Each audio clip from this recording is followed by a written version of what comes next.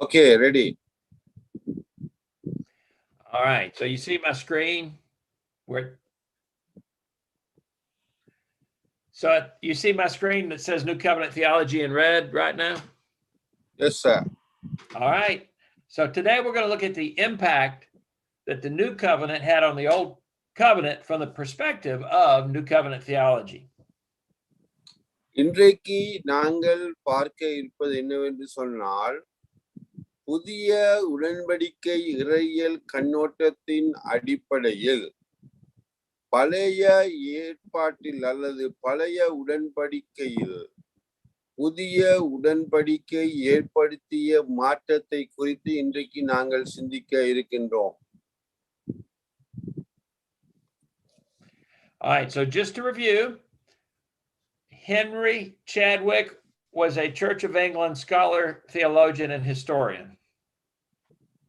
நாங்கள் மறுபடியும் பார்க்கின்ற வேளையிலே ஹென்றி சாட்விக் என்று சொன்ன இங்கிலாந்து சபையை சார்ந்த ஒரு வேத விற்பன்னர், இறையியலாளர், ஒரு வரலாற்று ஆசிரியர் சொன்னதை கவனிப்போம்.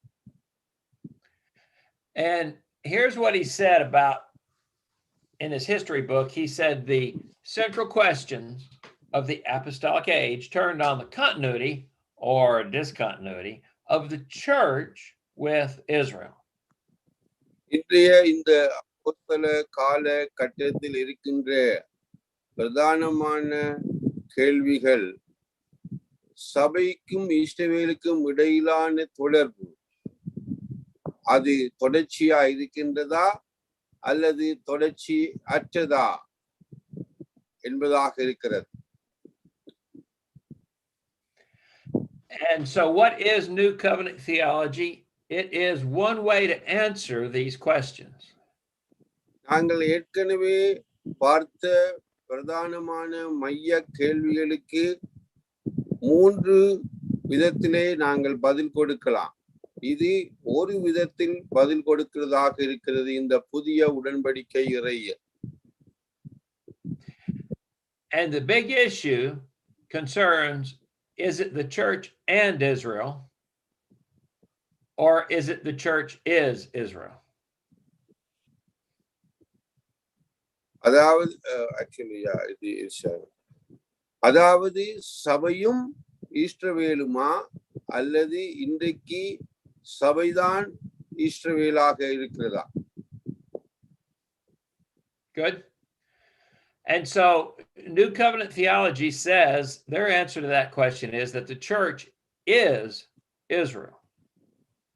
ஆகவே அந்த கேள்விகளுக்கு 3வது விதத்திலே பதில் அளிக்கிறது புதிய உடன்படிக்கை இறையியல், சபை இஸ்ரவேலாக இருக்கிறது. Its name comes because of its emphasis on the new covenant. புதிய உடன்படிக்கை இறையியல் என்று நீங்கள் வாசிக்கின்ற வேளையிலே இந்த புதிய உடன்படிக்கை இறையியல் எங்கிருந்து வருது என்றால், இது புதிய உடன்படிக்கையை வலியுறுத்துவதன் மூலமாக இந்த பெயர் பெறப்படுகிறது. Not an emphasis on some implied underlying theological covenant, as is the case in what we studied last week, which was covenant theology. அதாவது ஒரு மறைந்திருக்கின்ற புலப்படாத இறையியல் உடன்படிக்கையை அடிப்படையாக வைத்து இந்த புதிய உடன்படிக்கை இறையியல் உருவாகவில்லை. Nor a future dispensation regarding Israel, which is the case with dispensational theology. இல்லாவிட்டால் யுக இறையியலை நாங்கள் பார்க்கின்ற பிரகாரம் இஸ்ரவேலை மையமாக வைத்து அந்த ஒரு யுகத்திலே இஸ்ரவேலை விசேஷித்த விதமாக வைத்து பார்க்கின்றது போல உருவாக்கப்பட்ட இறையியலும் அல்ல. All right. In today's lesson, we're going to look at the impact that the new covenant has on the old covenant. இன்றைக்கு நாங்கள் முக்கியமாக என்ன பார்க்க போறோம் என்று சொன்னால், பழைய உடன்படிக்கையிலே இந்த புதிய உடன்படிக்கை ஏற்படுத்திய தாக்கம் என்ன என்று சொல்லி பார்க்க போகின்றோம். Okay, point number 1. இதிலே முதலாவது காரியம் குறித்துக் கொள்ளுங்கள். You know that the Bible is in two big parts, the New Testament and the Old Testament. உங்கள் எல்லோருக்கும் தெரியும், எங்களுடைய பரிசுத்த வேதாகமமானது பழைய ஏற்பாடு புதிய ஏற்பாடு என்று இரண்டு பிரிவுகளாக பிரிக்கப்பட்டுள்ளது. The word testament refers to a binding legal contract. இந்த நாங்கள் தமிழில் சொல்லப்பட்ட இந்த டெஸ்டமென்ட் என்று ஏற்பாடு என்று சொல்லுகின்ற இந்த வார்த்தையானது அது ஒரு சட்ட ரீதியான சட்ட கோட்பாடுகளுக்கு உட்படுத்தப்பட்டு வரையறுக்கப்பட்ட ஒரு உடன்படிக்கையாக இருக்கிறது. It could also be used to refer to a treaty, like if two nations had been at war with each other and they finally had some kind of a peace treaty, that would be the same word. இரண்டு நாடுகள் யுத்தம் செய்கின்ற வேளையிலே அந்த யுத்தம் முடிவடைந்த பிற்பாடு சமாதானத்தை ஏற்படுத்தும் முகமாக இரண்டு நாடுகளுக்கு இடையிலே ஏற்படுத்தப்படுகின்ற ஒரு ஒப்பந்தம், அதை ஆங்கிலத்திலே ட்ரீட்டி என்று கூட சொல்வார்கள். All right, we also talk about a marriage being a covenant or a treaty between two people. அதே வேளையிலே ஒரு திருமணத்திலே கணவனுக்கும் ஆணுக்கும் பெண்ணுக்கும் இடையிலே ஏற்படுத்தப்படுகின்ற ஒரு உடன்படிக்கையை நாங்கள் பார்த்தோம். All right. And so when we read in the Bible, there's an Old Testament or an Old Covenant, what is that talking about? ஆகவே நாங்கள் வேதாகமத்திலே பழைய ஏற்பாடு அல்லது பழைய உடன்படிக்கை என்று நாங்கள் சொல்லுகின்றோம் அல்லவா, அதனுடைய உண்மையான அர்த்தம் என்ன? All right. Well, in particular, it refers to the covenant that Jehovah God made with the nation of ancient Israel.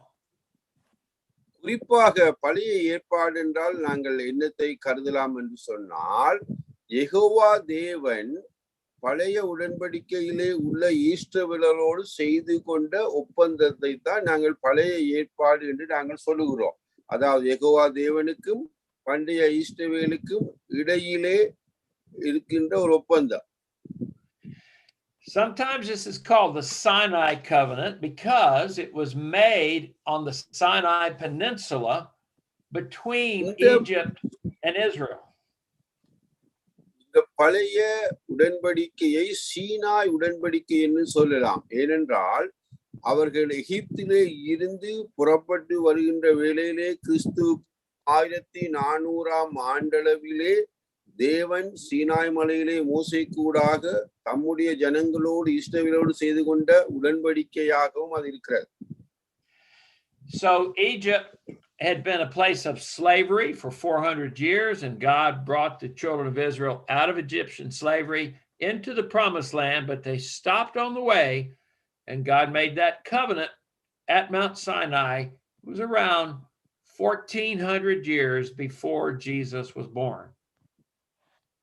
கர்த்தராகிய இயேசு கிறிஸ்து பிறப்பதற்கு முன்பாக 1400 வருடங்களுக்கு முன்பாக எகிப்தினுடைய அடிமைத்தனத்திலே இருந்து அவர்கள் விடுவிக்கப்பட்டு கானான் தேசத்துக்குள் வருகின்ற வேளையிலே வந்த இடத்தை சீனா என்ற மலையிலே தேவன் இஸ்ரவேல் ஜனங்களோடு செய்து கொண்ட ஒப்பந்தம் சீனாய் உடன்படிக்கை அல்லது பழைய ஏற்பாடு பழைய உடன்படிக்கை என்று பொருள்படும். All right, so because of the mediator of the covenant, and sometimes it's called the Old Covenant, sometimes it's called the Sinai Covenant, and sometimes it's called the Mosaic Covenant because Moses was the mediator between God and Israel. பழைய உடன்படிக்கையை நாங்கள் சீனாய் மலையிலே செய்தபடியினாலே சீனாய் உடன்படிக்கை என்றும், அது தேவனுடைய தாசனாகிய மோசே கூடாக செய்தபடியினாலே மோசேயினுடைய உடன்படிக்கை என்றும் அழைக்கப்படுகிறது. All right. It is the New Testament that explicitly calls it the old one, and that's found in 2 Corinthians 3:14, where Paul calls it the old covenant. ஆகவே நாங்கள் புதிய உடன்படிக்கையிலே நாங்கள் இங்கே பார்க்கின்ற பிரகாரம் 2 கொரிந்தியர் 3:14 அப்போஸ்தலனாகிய பவுல் பழைய உடன்படிக்கை என்று சொல்லி அதை அழைக்கிறதை நாங்கள் பார்க்கின்றோம். All right. So now next, let's look at the rules of this covenant. இப்பொழுது இந்த பழைய உடன்படிக்கையிலே இருக்கின்ற சட்டங்கள் அல்லது ஒழுங்குகள் என்ன என்று சொல்லி பார்ப்போம். விதிகள். All right. This covenant was conditional. It was based on performance, obedience, and law. இந்த உடன்படிக்கையானது நன்றாய் கவனியுங்கள். இது நிபந்தனை உள்ள ஒரு உடன்படிக்கையாக இருந்தது. செயற்பாடுகள், கீழ்ப்படிவு, நியாயப்பிரமாணம் இவைகளை அது உள்ளடக்கியதாக இருந்தது. For example, Exodus chapter 19 verse 5 says, if you obey me and keep my covenant, then God would do certain things for them. It's an if-then sequence. யாத்ராகமம் 19ஆம் அதிகாரம் 5லிருந்து 6வது வசனங்களை நீங்கள் வாசிப்பீர்களானால், நீங்கள் முழுமையாக எனக்கு கீழ்ப்படிவீர்களானால், என்னுடைய உடன்படிக்கையை கைக்கொள்வீர்களானால் அப்பொழுது என்று சொல்லி அங்கே பார்க்கின்றோம். அதாவது நீங்கள் கைக்கொள்வீர்களானால் அப்பொழுது, கைக்கொள்வீர்களானால் அப்பொழுது. இது ரெண்டும் மாறி மாறி அங்கே பழைய உடன்படிக்கையிலே வருகிறதை நாங்கள் பார்க்கின்றோம். We would find, if we took the time to count them, that there are over 600 laws that God gave the ancient Israelis to follow. ஆகவே நாங்கள் அவதானித்து பார்ப்போமானால் பழைய அந்த இஸ்ரவேலுக்கு ஏறக்குறைய 600க்கும் மேற்பட்ட சட்டதிட்ட பிரமாணங்களை தேவன் அளித்திருந்தார். And it's been noticed that you could divide these 600 laws into 3 categories. You could put each one in one of 3 cups. நன்றாய் கவனியுங்கள். இந்த 600க்கும் மேற்பட்ட இந்த சட்டதிட்ட இந்த நியாயப்பிரமாணங்களை நீங்கள் 3 வகையாக பிரிக்கலாம். அதாவது இந்த ஏதாவது ஒரு இந்த கப் காட்டுக்கள் அது மாதிரி அதோட உதாரணத்தை காண்பித்திருக்கிறார். ஆகவே இந்த நியாயப்பிரமாணங்களை ஏதாவது ஒன்றுக்குள்ளே நீங்கள் வகைப்படுத்தலாம். All right. So the first type of law we see is a moral law or an ethical law, such as you shall not kill another person, you shall not murder. That's a moral law. முதலாவது வகை எழுதிக் கொள்ளுங்கள். சன்மார்க்க அல்லது ஒழுக்க ரீதியான சட்ட பிரமாணம். கொலை செய்யாதிருப்பாயாக, களவு செய்யாதிருப்பாயாக, பொய் சாட்சி சொல்லாதிருப்பாயாக போன்ற கட்டளைகளை அது உள்ளடக்கும். Okay, a different type of law is a civil law, and that would be the penalty for breaking one of the other laws. For example, if you steal something, you must pay back 7 times, or if you kill someone, you yourself are to be killed. That would be the consequence of breaking the law, the civil code. இரண்டாவது நியாயப்பிரமாணம் அல்லது சட்டப்பிரமாணம் அதனுடைய வகை என்னவென்று சொன்னால் civil low, அதாவது சாதாரண குடிச்சட்டம் என்று சொல்வார்கள். அதாவது ஒரு குறிப்பிட்ட சட்டத்தை நியாயப்பிரமாணத்தை நீங்கள் மீறும் பொழுது அதற்கு உரிய தண்டனையையும் நீங்கள் பெற வேண்டும். உதாரணமாக நீங்கள் ஒருவரிடம் திருடினால் அது 70 மடங்காக 7 மடங்காக திருப்பி கொடுக்க வேண்டும். இல்லாவிட்டால் நீங்கள் ஒருவருடைய மாட்டை ஒருவருடைய இதை காயப்படுத்தி இருந்தால் அதற்கு பதிலீடாக நீங்கள் இவ்வளவுத்தை செய்ய வேண்டும். அது குடி சட்டம் என்று சொல்வார்கள். And then the third type of law is ceremonial law, and that's the laws about priests and the clothes they wear and sacrifices that have to be brought to the temple and the type of food they were supposed to eat. Things related to the outward show of their religion. மூன்றாவது வகையான நியாயப்பிரமாணம் அல்லது சட்டதிட்டம் அது சடங்காச்சாரமான சட்டதிட்டம் அல்லது சடங்காச்சாரமான நியாயப்பிரமாணம். என்ன சாப்பிடணும், என்ன சாப்பிடக்கூடாது, எப்படி உடுக்கிறது, எப்படிப்பட்ட பலிகளை செலுத்துறது, எப்படிப்பட்ட பலிகளை தெரிந்தெடுக்கிறது போன்ற இப்படியான இன்னொரு வகைகளை இன்னொரு பிரமாணங்களை உட்படுத்துகின்ற வகையாக அது இருக்கிறது. The problem is, like this picture shows, those three types of law are all jumbled up together. They're not separated in a neat way. They're all together, jumbled up the way Moses wrote it. தேவனுடைய தாசனாகிய மோசே எழுதின வேளையிலே எங்களுக்கு இருக்கிற என்ன பிரச்சனை என்றால், இந்த மூன்று வகையான பிரமாணங்களும் ஒன்றோடொன்று பின்னி பிணைந்து கலந்து எழுதப்பட்டவைகளாக இருக்கின்றன. Okay, now, so the three types of law, even though we can see that there's three types of law, they're all united as one. இந்த மூன்று வகையான நியாய பிரமாணங்களும் நாங்கள் எங்களுடைய வசதிக்காக பிரித்து இப்பொழுது நாங்கள் படித்தாலும் கூட அவைகள் உண்மையிலே ஒன்றாக பின்னி பிணைந்து பழைய ஏற்பாட்டில் காணப்பட்டன. Okay, so these 600 laws are indivisible.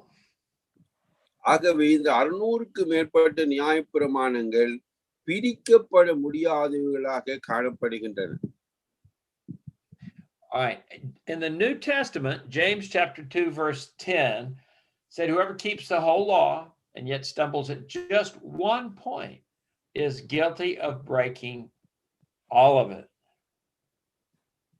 அங்கே நாங்கள் யாக்கோபு 2ஆம் அதிகாரம் 10வது வசனத்திலே என்ன வாசிக்கிறோம்? யாராவது முழுமையாக நியாயப்பிரமாணத்தை கைக்கொண்டும் ஏதாவது ஒன்றிலே அவன் இடறுவானானால் அவன் எல்லாவற்றையும் உடைத்து போடுகின்ற குற்றவாளியாக காணப்படுவான். அதாவது ஒன்றில் நீங்க முழுமையாக எல்லாவற்றுக்கும் கீழ்ப்படிந்திருக்க வேண்டும், எல்லாவற்றையும் கை கொள்ள வேண்டும், இல்லாவிட்டால் ஒன்றுமே இல்லாமல் போய்விடும். So according to the New Testament, it's all or nothing. You must keep all the law. You can't pick and choose which parts of it you keep. புதிய உடன்படிக்கையை பொறுத்தவரையில அது எப்படி பழைய உடன்படிக்கையை பார்க்கின்றது என்றால், பழைய உடன்படிக்கையில் உள்ள சகல பிரமாணங்களையும் நீங்கள் முழுமையாய் கை கொள்ள வேண்டும். அதுல ஒன்றையாவது நீங்கள் மீறக்கூடாது. அப்படி நீங்கள் மீறினால் ஒன்றுக்குமே நீங்கள் கீழ்ப்படியவில்லை, ஒன்றையுமே நீங்கள் கை கொள்ளவில்லை என்பது போலாகிவிடும். ஆல் ஆர் நத்திங் என்று சொல்வார். All right. Now, the next point I want to make, let's look at the sign of the old covenant. Every covenant in the Bible had a sign, and this one did as well. இப்பொழுது இந்த உடன்படிக்கைக்குரிய அடையாளங்களை குறித்து பார்ப்போம். ஏனென்றால் ஒவ்வொரு உடன்படிக்கைக்கும் அடையாளமாக ஒரு காரியம் இடம்பெறும். So on the screen, you see a rainbow. That was the sign of God's covenant with Noah. And also, God had a covenant with Abraham, and the sign there was circumcision. இப்பொழுது இந்த படத்தை நீங்கள் பார்க்கின்ற இந்த வடிவான வானவில் எதை உங்களுக்கு ஞாபகப்படுத்துகிறது? கர்த்தர் நோவாவோடு செய்து கொண்ட உடன்படிக்கையை உங்களுக்கு ஞாபகப்படுத்துகிறது. அதே போன்று கர்த்தர் ஆபிரகாமோடு செய்து கொண்ட உடன்படிக்கையின் அடையாளமாக என்ன காணப்படுகிறது? விருத்த சேதனம் அல்லது சுன்னத்து என்று சொல்வார். Now, the sign of the old covenant was the Sabbath, not to work on the seventh day. It is said to be a sign of the covenant. And that's from Exodus 31:15 through 17. அங்கு நாங்கள் பார்த்தோம் என்று சொன்னால், யாத்திராகமம் 31ஆம் அதிகாரம் 15 இருந்து 17வது வசனங்களை தெளிவாக நாங்கள் வாசிப்போமாக இருந்தால், 6 நாட்கள் நீ வேலை செய்து 7வது நாள் நீ ஓய்ந்திருப்பாயாக. அந்த ஓய்வு நாள் தேவனுக்கும் தேவனுடைய ஜனங்களாகிய இஸ்ரவேலுக்கும் இடையிலே காணப்படுகின்ற ஒரு உடன்படிக்கையின் அடையாளமாக அந்த ஓய்வு நாள் கொடுக்கப்பட்டது. All right. Now, next, I want to point out that the old covenant is a blood covenant. பழைய உடன்படிக்கையின் இன்னும் ஒரு அம்சம் என்னவென்று சொன்னால், குணாதிசயம், அது இரத்தத்திலானாகிய உடன்படிக்கை, இரத்த உடன்படிக்கை. For example, we don't have to read this whole thing, but in Exodus 24, Moses took blood and he sprinkled some of it on the altar, represents God, and the rest of the blood he took and he threw it on the people, and he said, behold, the blood of the covenant. நாங்கள் முழுமையும் வாசிக்க தேவையில்லை. இருந்தாலும் யாத்ராம் 24ஆம் அதிகாரம் 6லிருந்து 8வது வசனங்களை பார்க்கின்ற வேளையிலே அங்கே இரத்தத்தை குறித்து நாங்கள் பார்க்கின்றோம். மோசே அங்கே இரத்தத்தை எடுத்து அங்கே அவர் ஒன்றை பலிபீடத்தின் மேலே தெளிக்கின்றார். மற்றது எடுத்து ஜனங்கள் மேலே தெளித்து அவர் சொல்லுகிறார், இது இரத்தத்தினால் ஆகிய உடன்படிக்கை, உடன்படிக்கையின் இரத்தம் என்று அந்த இரத்தத்தை அவர் அழைக்கின்றார். Blood of the covenant. And the point is, a blood covenant was life or death. If you broke the covenant, it was a death penalty. அதாவது இந்த இரத்தத்திலான ஆகிய உடன்படிக்கையின் இரத்தம் என்று நாங்கள் சொல்லுகின்றோம் அல்லவா, அதனுடைய அர்த்தம் என்ன? இந்த உடன்படிக்கையிலே காணப்படுகின்ற சட்டதிட்ட நியாய பிரமாணங்களில் ஒன்றையாவது நீங்கள் மீறும் பொழுது நீங்கள் மரணத்துக்கு பாத்திரவாளிகளாக வருகிறீர்கள். அவை வாழ்வுக்கும் சாவுக்கும் இடையிலே நீங்கள் அங்கே நிற்கிறீர்கள். So let me give an example of that. Exodus 31:15 said, whoever does any work on the Sabbath shall be put to death.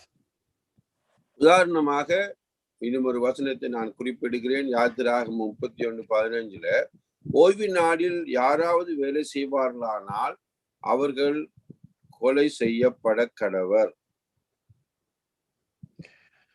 Okay, next we want to observe the purpose of the old covenant, what the covenant was designed to do. அதாவது இப்பொழுது நாங்கள் பார்க்க போற 5வது காரியம் என்னவென்று சொன்னால், பழைய உடன்படிக்கையை குறித்து. பழைய உடன்படிக்கை நோக்கம் என்ன? என்ன நோக்கத்துக்காக இந்த உடன்படிக்கை ஒப்பந்தம் ஏற்படுத்தப்பட்டது? All right, so let's start with the primary purpose. இப்பொழுது பிரதான நோக்கத்தோடு ஆரம்பிப்போம். பழைய உடன்படிக்கை ஏற்படுத்தப்பட்டதின் பிரதான நோக்கம். This comes from Exodus 19:5-6. If you obey me fully and keep my commandment, my covenant, then, and here's the purpose, out of all nations, you will be my treasured possession.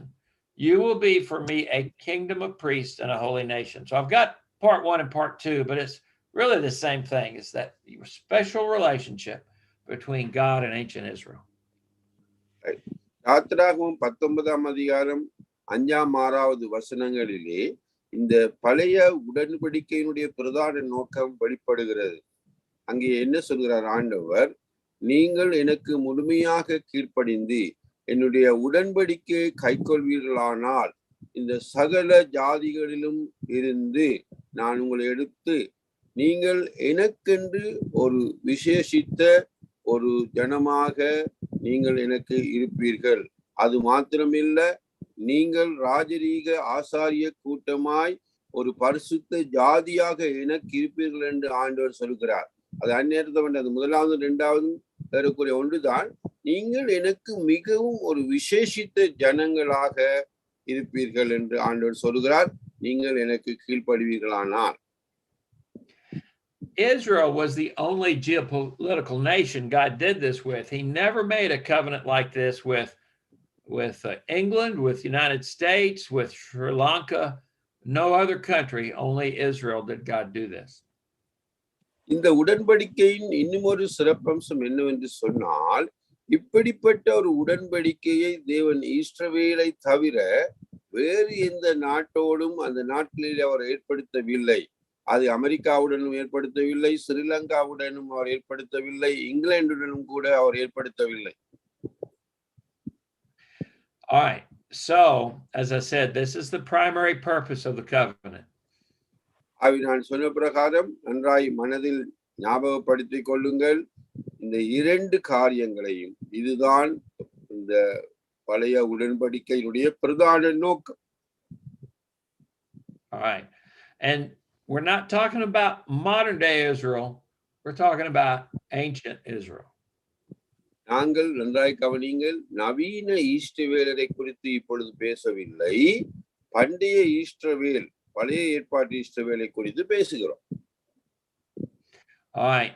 Now I want you to take note of this purpose, because we're going to come back to it, that they would be a treasured possession, a kingdom of priests, a holy nation.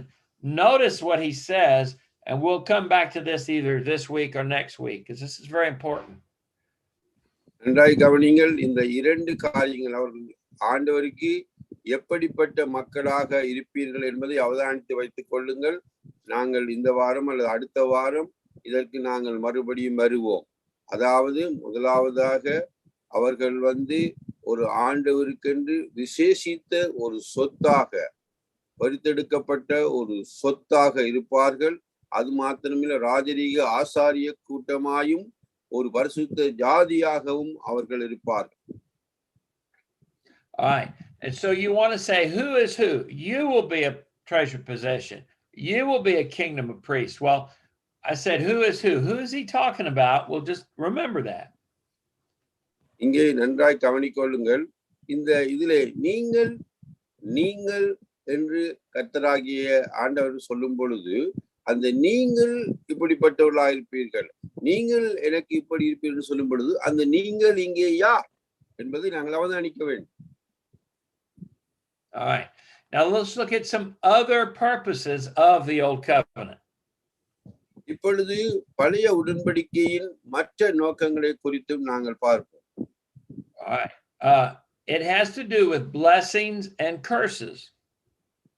இது ஆசீர்வாதத்துடனும் சாபத்துடனும் தொடர்புபட்டதாக இருக்கிறது. For example, in Deuteronomy chapter 28, we read about all the blessings that will overcome them. So, Murali, I'll just let you to read that and translate it as you go if you want to. அவை யாராவது ஒருவர் நீங்கள் வாசிக்கலாம். உபாகமம் 28ஆம் அதிகாரம் 2லிருந்து 6வது வசனத்தை. இந்த ஆசீர்வாதம் உங்கள் மேல் வரும், இதிலே வாழ்பவன் ஆசீர்வதிக்கப்பட்டவன், உன்னுடைய கற்பத்தின் கனியும் ஆசீர்வதிக்கப்பட்டிருக்கும் இல்லையா, உன்னுடைய நீ மாப்பிசையும் தொட்டியும் ஆசீர்வதிக்கப்பட்டிருக்கும், உன்னுடைய ஆடு மாடுகள் ஆசீர்வதிக்கப்பட்டிருக்கும், நீ போகையிலையும் வருத்திலையும் நீ ஆசீர்வதிக்கப்பட்டிருப்பாய். அப்ப ஆசீர்வதிக்கப்பட்டிருப்பீர்கள் என்று இந்த வசனம் ஆசீர்வாதத்தை குறித்து பேசுகிறது. Good. Now, the opposite of that are the curses. அதற்கு எதிராக சாபத்தையும் குறித்து நாங்கள் வாசிக்கிறோம். Now, in Deuteronomy 28:15, he says, if you will not obey, then these curses will come upon them. உபாகமம் 28:15 நீங்கள் கீழ்ப்படியாவிட்டால், என்னுடைய கற்பனைகளை கை கொள்ளாவிட்டால், இதிலே எழுதியிருக்கிற எல்லா சாபங்களும் உங்கள் மேல் வரும் என்று சாபத்தை குறித்து பேசுகிறது. நீங்கள் கீழ்ப்படியாவிட்டால் இப்படிப்பட்ட சாபங்கள் வரும் என்று சொல்லப்படுகிறது. So these curses are a mirror image of the blessing. They directly correspond to the blessings, but they're the opposite. நன்றாய் கவனிங்கள், இந்த சாபம் ஆசீர்வாதத்துக்கு நேர் எதிராக காணப்படுகிறது. நீங்கள் இவைகளை செய்யும் பொழுது அது ஆசீர்வாதமாயும், நீங்கள் செய்யாத பொழுது அதை மீறும் பொழுது அது உங்களுக்கு சாபமாயும் ஒன்றுக்கொண்டு முரணாக காணப்படுகின்ற உருவங்களாக இருக்கின்றது. So in Deuteronomy 28:16 through 19, it's just the opposite of what he said before, except he says they'll be cursed in those areas. நாங்கள் ஏற்கனவே வாசித்த ஆசீர்வதிக்கப்பட்டிருப்பாய் ஆசீர்வதிக்கப்பட்டிருக்கும் என்கிற வாக்கு தத்தங்களுக்கு எதிரான ஒரு வாக்கு தத்தம், எதிரான ஒரு எச்சரிக்கையான வாக்கு தத்தம் என்று சொன்னால், அதாவது எதிரான காரியம் என்னவென்றால், அது உபாகமம் 28, 16, 19 நீங்கள் வாசிக்கலாம். நீங்கள் கீழ்ப்படியாவிட்டால், உடன்படிக்கை கை கொள்ளாவிட்டால் உன்னுடைய தேசம் சபிக்கப்பட்டிருக்கும், உன்னுடைய காணி பூமி அது சபிக்கப்பட்டிருக்கும், நீ மாப்பிசையும் கூடையும் உபகரணங்களும் கூடையும் சபிக்கப்பட்டிருக்கும், உன்னுடைய கர்ப்பத்தின் கனியும் சபிக்கப்பட்டிருக்கும், நீ போகையிலும் சபிக்கப்பட்டிருப்பாய், வருகையிலே நீ சபிக்கப்பட்டிருப்பாய். சாபம் சாபம் சாபத்தை குறித்து அது பேசுகிறது. All right.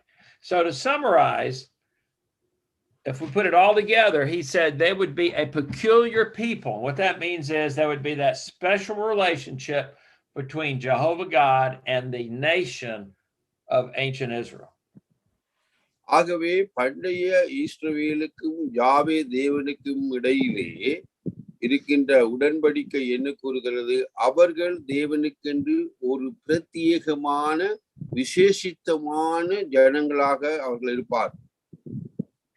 He promised them possession of the land in the Middle East, that is modern day area of Israel. மத்திய கிழக்கு நாட்டிலே அந்த பாலஸ்தீனா பார்க்கிறோம் இல்லையா, அந்த காணியை அந்த தேசத்தை அவர்கள் சுதந்திரித்துக் கொள்வார்கள் என்று ஆண்டவர் வாக்குத்தத்தம் கொடுத்தார். He offered them protection in the land from their enemies, protection from Egypt, protection from Babylon, protection from the Philistines if they obeyed. அவர்கள் கீழ்ப்படிவார்களானால் அவர்களை மற்ற நாடுகள் எல்லாவற்றிலும் இருந்து அவர்களுக்கு பாதுகாப்பு அளிப்பதாக கூறினார்.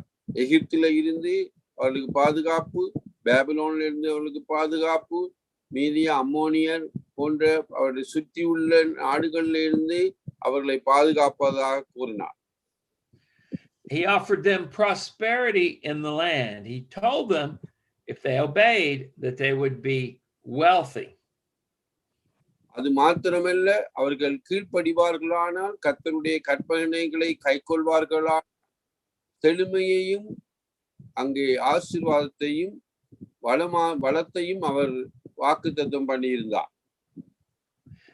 And he promised them there would be a great population of people, that they would have many, many children and be a strong nation with a great population. அது மாத்திரமல்ல, அவர்கள் தேவனுக்கு கீழ்ப்படிந்திருக்கும் பொழுது அவர்களை பெரிய ஜாதியாக்கி மிக பெரிய வலுவான ஜனங்களை உடையவர்களாக அவர்கள் மாறுவார்கள் என்று சொன்னார். But there's one thing he never promised. He never promised the forgiveness of sins by keeping the law. ஆனால் ஒரு பொழுதுமே நீங்கள் என்னுடைய வார்த்தைக்கு கீழ்ப்படிவீர்களானால் பாவ மன்னிப்பு உங்களுக்கு உண்டாகும் என்று அவர் வாக்குத்தத்தம் பண்ணவில்லை. Now that's an important thing to realize. அது ஒரு முக்கியமான காரியம், அது நாங்கள் அவதானிக்க வேண்டும், உணர வேண்டிய காரியம். பாவத்திற்கான மன்னிப்பை குறித்த ஒரு வாக்குத்தத்தம் அங்கே காணப்படவில்லை. Sometimes people think if they obey God's laws, he will forgive their sins, but he never offered to forgive their sins if they obeyed the law. அதாவது கீழ்ப்படிந்தால் இவ்வளவு ஆசீர்வாதங்களையும் தருவேன் என்று சொன்னவர், நீங்கள் கீழ்ப்படியாத பொழுது நீங்கள் செய்கின்ற பாவத்திற்கு இப்படியான ஒரு பாவ மன்னிப்பை கொடுப்பதாக வாக்குத்தத்தம் பண்ணவில்லை. All right. Galatians 2:21 says, if justification were through the law, then Christ died for no purpose. கலாத்தியர் 2:21 என்ன சொல்கின்றது? நீதியானது நியாயப்பிரமாணத்துக்கூடாக வருமானால் பின்பு கிறிஸ்து மரித்தது வீணா இருக்குமே. All right. Now let's look at a prophecy that's made. இப்பொழுது தேவன் அருளிய தீர்க்க தரிசனத்தை குறித்து பார்ப்போம். This is from Moses in Deuteronomy 31:16. It says, "This people will break my covenant." Moses wrote it, but Jehovah said it. This people will break my covenant. 31 அதிகாரம் 16வது வசனத்திலே யாவே தேவன் சொன்ன பிரகாரம் மோசே எழுதினார், இந்த ஜனங்கள் என்னுடைய உடன்படிக்கையை மீறுவார்கள், உடைப்பார்கள். All right. So next, let's look at another prophecy. இப்பொழுது தேவன் பண்டிய இஸ்ரவேலுக்கு அருளிய இன்னும் ஒரு தீர்க்க தரிசனம். This is a prophecy about the coming new covenant. இது வரப்போகின்ற புதிய உடன்படிக்கை குறித்ததான ஒரு தீர்க்க தரிசனம். Jeremiah chapter 31 verse 31, "I will make a new covenant with the house of Israel and the house of Judah." And looking down to verse 32, "It will not be like my covenant that they broke." எரேமியா 31 அதிகாரம் 31 32 வசனங்களிலே நாங்கள் என்னத்தை வாசிக்கின்றோம்? நான் இஸ்ரவேலோடும் யூதா ஜனத்தோடும் ஒரு புதிய உடன்படிக்கையை ஏற்படுத்துவேன். இந்த உடன்படிக்கையானது அவர்கள் உடைத்து போட்ட மீறின பழைய உடன்படிக்கையை போல இருக்காது. All right, so that is a prediction of the new covenant, and that's why at the Last Supper in Luke 22:19 and 20, Jesus said it is the new covenant in his blood. He was referring back to this prophecy by Jeremiah. இங்கே கர்த்தராகிய இயேசு கிறிஸ்து லூக்கா 22 அதிகாரம் 19வது 20வது வசனத்திலே, இது உங்களுக்காக சிந்தப்படுகின்ற புதிய உடன்படிக்கைக்கான என்னுடைய இரத்தத்தினாலாகிய புதிய உடன்படிக்கை என்று சொல்லி எரேமியா தீர்க்கதரிசனத்தினுடைய நிறைவேறுதலாக அதை கூறுகிறார். All right. And then in Jeremiah, going back to Jeremiah 31, it said this new covenant will be made with the house of Israel and the house of Judah. எரேமியா 31 அதிகாரம் 31 32 நாங்கள் மறுபடியும் என்ன வாசிக்கிறோம் என்று சொன்னால், இந்த புதிய உடன்படிக்கையை அவர் இஸ்ரவேல் ஜனத்தோடும் யூதா ஜனத்தோடும் ஏற்படுத்துவார் என்று சொல்லப்படுகிறது. That's why Jesus said in John 4:22 that salvation is from the Jews. இதனால்தான் கர்த்தராகிய இயேசு கிறிஸ்து யோவான் 4:22 ரட்சிப்பு யூதர்கள் வழியாக யூதரிடமிருந்து வருகிறது என்று கூறினார். And that's why Romans chapter 11 verse 17 calls us as Gentile believers, it calls us a wild olive shoot, says we were grafted in among the others and share in the nourishing root of the olive tree. Well, the Jewish people were the nourishing root, and we're grafted into that.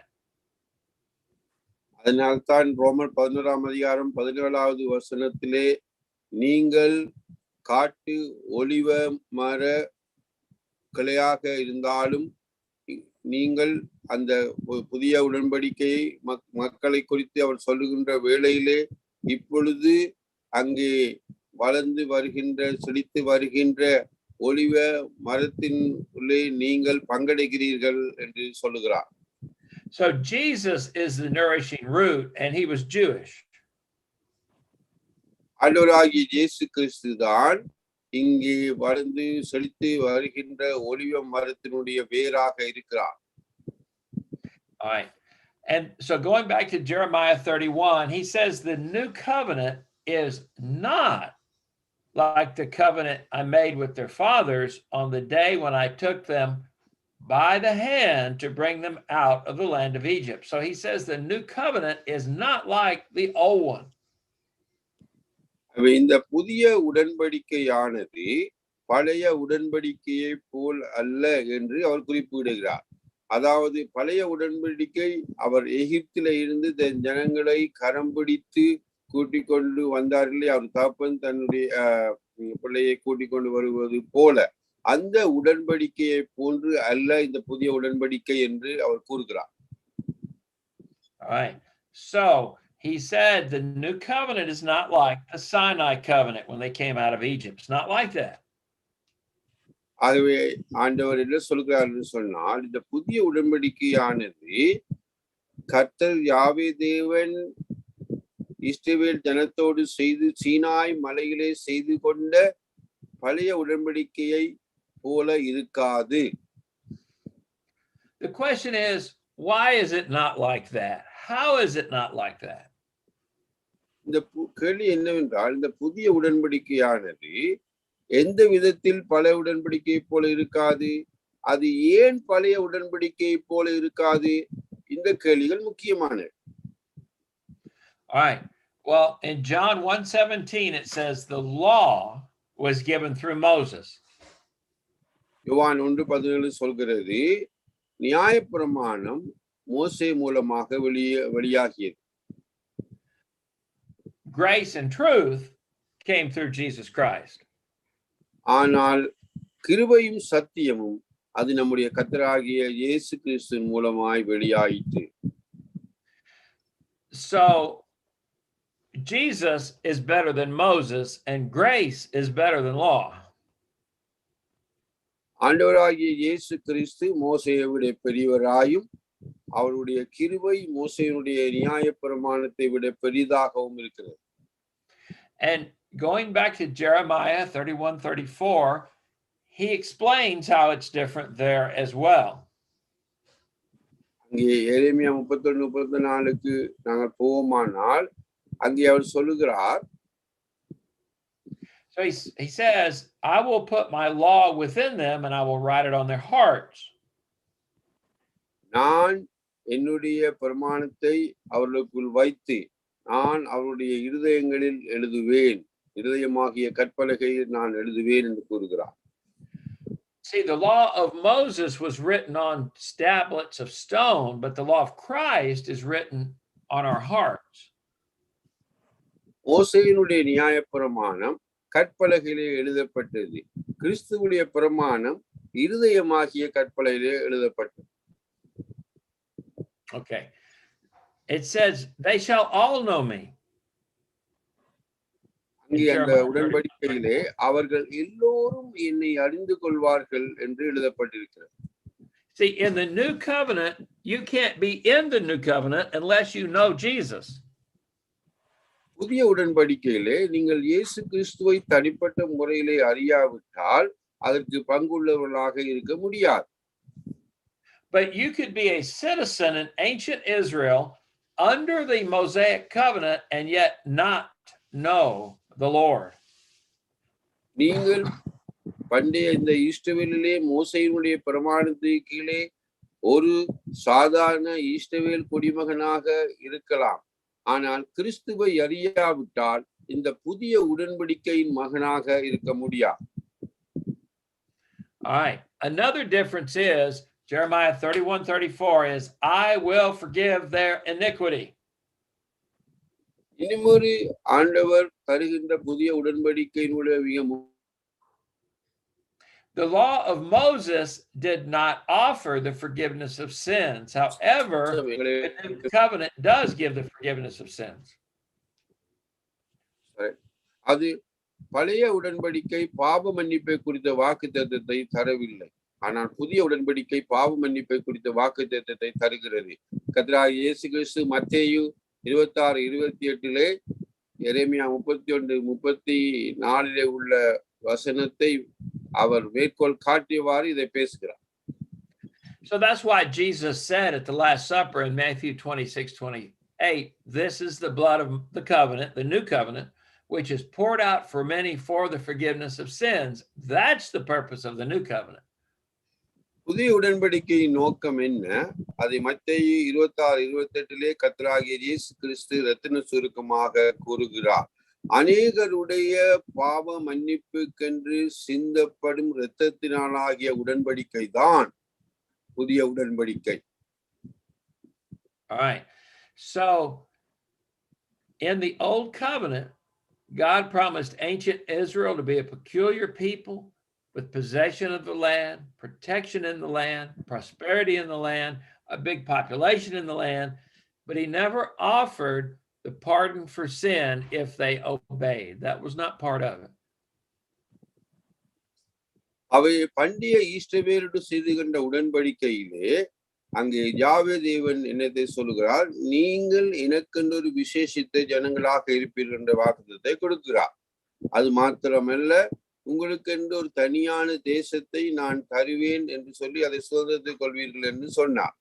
அந்த தேசத்திலே பாதுகாப்பை தருவேன் என்று சொன்னார். அந்த தேசத்திலே செழிப்பையும் தருவேன் என்று சொன்னார். அந்த தேசத்திலே நீங்கள் பலுகி பெறுவீர்கள் என்று சொன்னார். ஆனால் அவர் பாவ மன்னிப்புக்கென்று ஒரு வாக்குத்தத்தத்தை, அவர்கள் அந்த உடன்படிக்கையை உடைத்து மீறுகிற வேளையிலே அந்த பாவத்திற்கான ஒரு பாவ மன்னிப்பின் நிச்சயத்தை குறித்த வாக்குத்தத்தத்தை அவர் கொடுக்கவில்லை. Okay. That's why in the New Testament, in Hebrews 9:15 through 17, it says, Jesus is the mediator of a new covenant so that those who are called may receive the promised eternal inheritance, not land, but heaven. And then he says, since a death has occurred that redeems them from the transgressions committed under the first covenant. And by first covenant, he means the old one. எபிரேயர் 9ஆம் அதிகாரம் 15 17 நாங்கள் ஒருவர் வாசிப்போம். நீங்கள் ஆயத்தமாக இருப்பீர்களானால் எபிரேயர் 9ஆம் அதிகாரம் 15 17 நாங்கள் வாசிக்கும் வேளையிலே ஒருவர் நீங்கள் அதை எடுத்து ஆயத்தப்படுத்துங்கள்.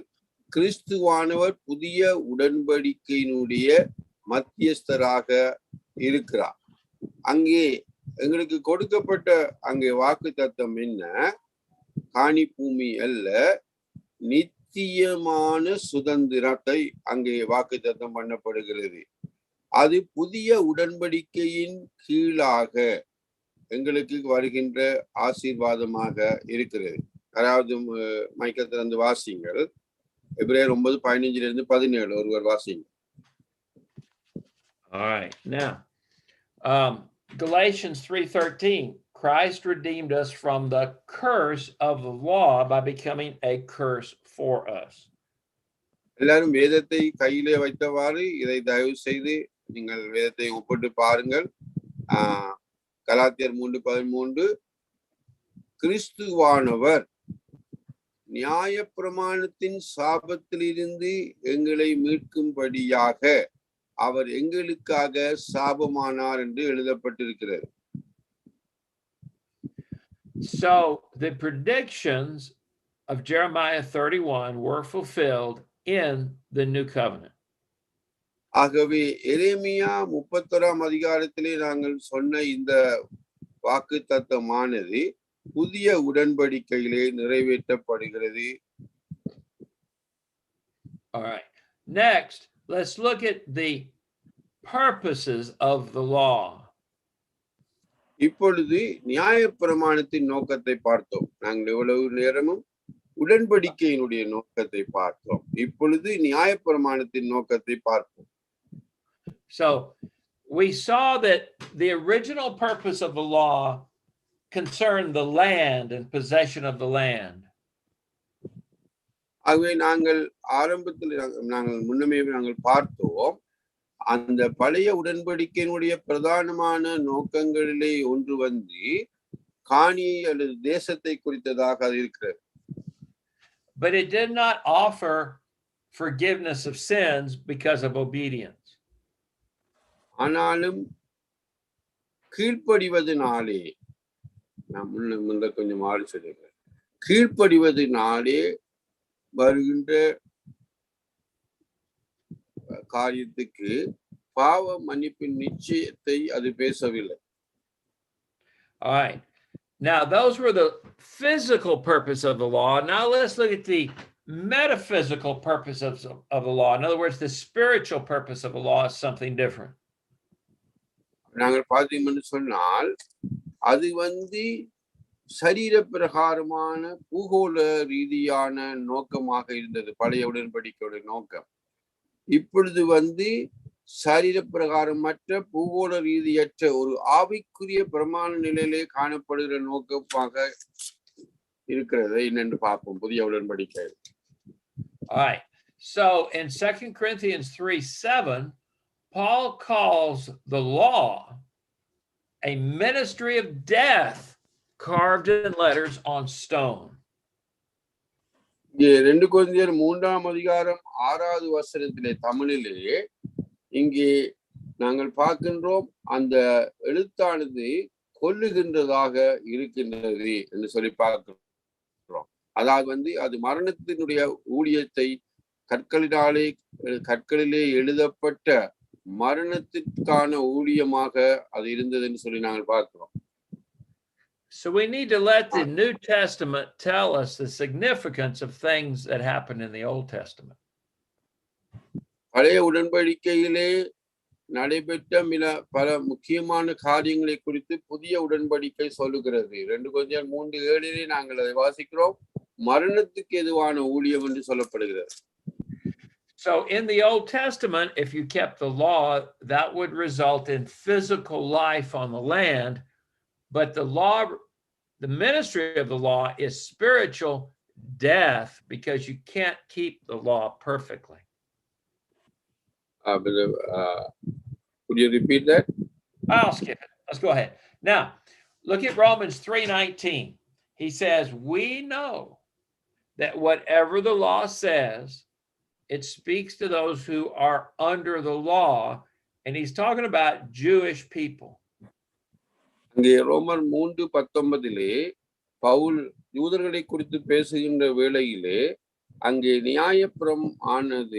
நியாயப்பிரமாணத்தின் கீழ் உள்ளவர்களுக்கு தான் என்று சொல்லி அவரை சொல்லுகிறார்.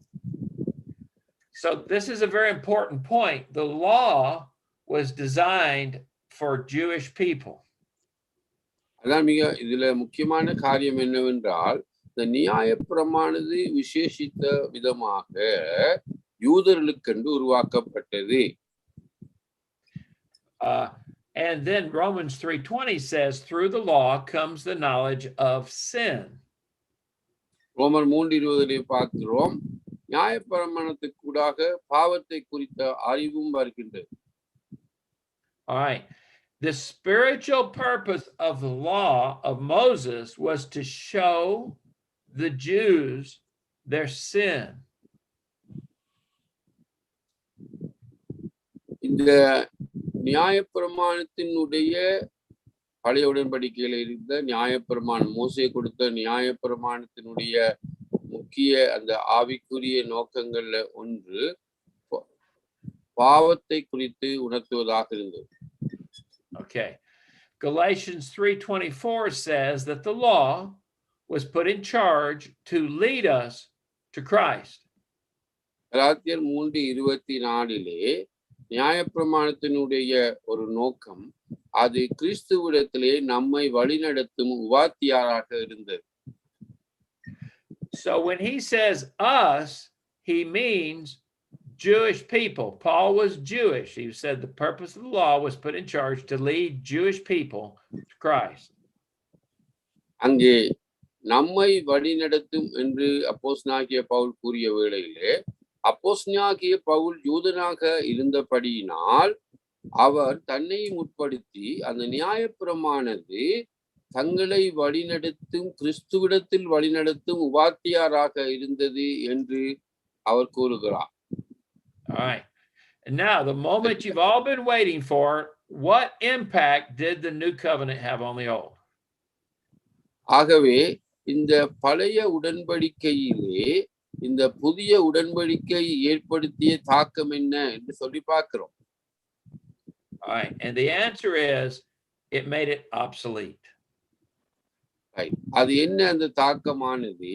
இந்த புதிய உடன்படிக்கை பழைய உடன்படிக்கையை செயலற்றதாக பயனற்றதாக பிரயோஜனமற்றதாக மாற்றுகிறது. obsolete என்ற ஆங்கில வார்த்தை அதை தான் குறிக்கிறது. Yes, அதை that's from எபிரேயர் 8:13 முதலாவது பகுதியில நீங்கள் பார்க்கலாம். yeah. So did you read Hebrews 8:13 already? Yeah, actually I explained it. Very good. All right. So obsolete means no longer in use, outmoded, of a kind no longer current. அதாவது இப்பொழுது பிரயோசனத்தில் பழக்கத்தில் இல்லாத பாவிக்கப்படாத ஒரு காரியத்தை தான் அந்த ஒப்சலீட் என்று சொல்லி ஆங்கிலத்திலே சொல்வார்கள். அதாவது இப்பொழுது வழமையில் இல்லை, பழக்கத்தில் இல்லை. Now remember, this is sorry, bro, go ahead. Okay. So remember, this is the New Testament telling us how we should think about the Old Testament. ஆகவே பழைய உடன்படிக்கை குறித்து நாங்கள் என்ன சிந்திக்க வேண்டும் என்று சொல்லி புதிய உடன்படிக்கை எங்களுக்கு கற்றுத் தருகிறது. All right. So here's some examples of things that are obsolete. Typewriters are obsolete, and land telephones are obsolete, and books seem to be becoming obsolete. இப்பொழுது நீங்கள் பார்ப்பீங்கன்னா இந்த படத்துல இது கொஞ்சம் பேர் நீங்கள் வாழ்க்கையில பார்த்திருப்பீங்களோ தெரியல. சில இதுகள்ல அதாவது எல்லாம் பழைய தொலைபேசி, பழைய தட்டச்சு எந்திரம், இப்பொழுது அது பாவனையில் இல்லை. போற போக்கிலே புத்தகங்கள் கூட பாவனையில் இல்லாமல் போகிறது போல வருகிறது காலம். All right. So make a note of this. The new covenant made the Sinai covenant obsolete. அவை குறித்துக் கொள்ளுங்கள், நன்றாய் கவனித்துக் கொள்ளுங்கள். புதிய உடன்படிக்கை பழைய உடன்படிக்கையிலே ஏற்படுத்திய தாக்கம் என்ன தாக்கம்? புதிய உடன்படிக்கை பழைய உடன்படிக்கையை செயலற்றதாய், பழக்கத்தில் இல்லாததாய், பழமையாய் அது ஆக்கிவிட்டது. Okay. Hebrews 8:13. What is becoming obsolete and growing old is ready to vanish away. He's talking about the old covenant. எபிரேயர் 8:13 பழைய உடன்படிக்கையை குறித்து அதை யாக்கியோன் கூறுகையில் என்ன அங்கே நலிவுற்று புழக்கத்தில் இல்லாம போகின்றதோ அது அப்படியே வளர்ந்து அது ஒரே அடியாக இல்லாமல் போய்விடுகிறது. எபிரேயர் 8:13 நாங்கள் அதை வாசிக்கிறோம். All right. So the new covenant made the Sinai covenant old. ஆகவே புதிய உடன்படிக்கை சீனாய் உடன்படிக்கையை பழமையாக மாற்றிவிடுகிறது. All right. And then Hebrews 8:13 says it is ready to vanish away. இப்பொழுது அது பழமையானதும் உருப்பட்டதும் அது மறைந்து போகின்றதாகவும் இருக்கின்றது என்று சொல்லி அவர் சொல்லுகிறார். I will read in Tamil. புது உடன்படிக்கை என்று அவர் சொல்லுகிறதுனாலே முந்தினதை பழமையாக்கினார். 8:13 நீங்கள் வாசிக்காதபடினாலே நானே எடுத்து வாசிக்க வேண்டி இருக்கிறது. தயவு செய்து நீங்கள் அதாவது வேதாகமத்தை கையிலே வைத்து அதை ஒப்பிட்டு அதை மார்க் பண்ணி நீங்கள் இருங்கள். யாராவது வாசிக்கிற வேளையில டக்குன்னு எடுத்து நீங்கள் அதை புது உடன்படிக்கை என்று அவர் சொல்லுகிறதுனாலே முந்தினதை பழமையாக்கினார். பழமையானது நாட்பட்டதுமா இருக்கிறது, உருவழிந்து போக காலம் சமீபத்திருக்கிறது. பாருங்க இந்த படத்துல பார்த்தோம்னா. Wow, look, there's blue lines on the screen. How'd you do that? Okay, now, can you get rid of those blue lines, Murali? இது யாரு அந்த நீங்கள் விளையாடி கொண்டிருக்கிறீங்க கொஞ்சம் பேர் சின்ன பிள்ளைகள் மாதிரி வந்து accidentally summoned it. நீங்கள் அதிலே போய் அதை நீங்கள் இல்லாமல். Well, we can ignore it. Okay, so the point is the new covenant made the Sinai covenant vanish away. புதிய உடன்படிக்கையானது சீனாய் உடன்படிக்கையை உருவற்றதும் இல்லாமல் போக செய்கின்றது. All right, now, so we've got the new covenant versus the old covenant. One second, brother. Ganesh, அது யாராவது சொல்லுங்க, இது எப்படி எடுக்கிறது? இந்த கீறி இருக்கு இதுல, அது ஒருக்கா எப்படி எடுக்கிறேன்னு சொல்லுவீங்களா? யாராவது சின்ன பிள்ளைகள் கொஞ்சம் பேர் வச்சிருக்கிறேன், நாங்கள் விளையாடி கொண்டு இருக்காங்க. ஓ, அத கீறாக்கள் டக்குன்னு அதை ரேசர் இருக்கு, அதில் அழிச்சு விடுங்க பிரதர். அந்த பென்சில் மாதிரி இருக்கு, அதுக்கு போனீங்கன்னா அடி ரேசர் இருக்கு, அதை அழிச்சு விட்டீங்கன்னா சரி. அது வசனத்தை கேட்கும் பொழுது பைபிளை வச்சு நோட் எடுத்து கேளுங்க ஒழிய இதுலயே அக்கறிக்கு விளையாடுறது. ஒரு ஒரு ஒரு காரியத்தை, ஒரு அதனுடைய பாரதூரத்தை நீங்க அறியாம இருக்கிறீங்க. அது எவ்வளவு தூரம் படிப்பிச்சு கொண்டு இருக்கிறார், இதுல யாரு கிரிக்கு விளையாடி கொண்டுன்றது?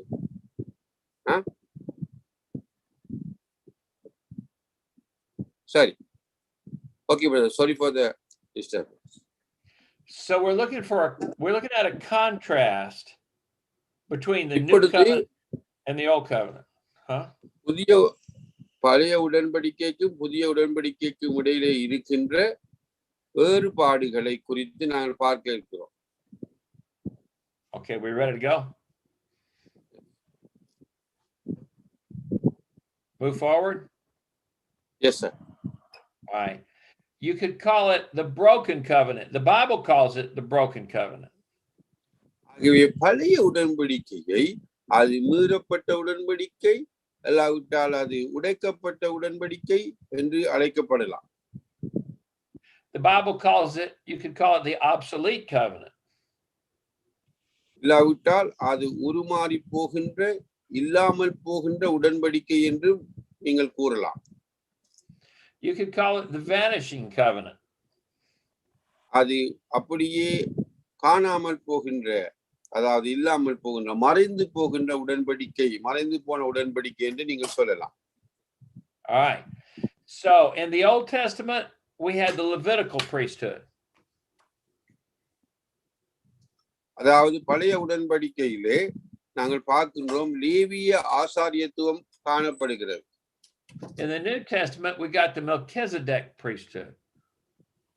புதிய உடன்படிக்கையிலே மெல்கிசேதேக்கினுடைய ஆசாரியத்துவம் காணப்படுகிறது. In the Old Testament, the high priest was Aaron.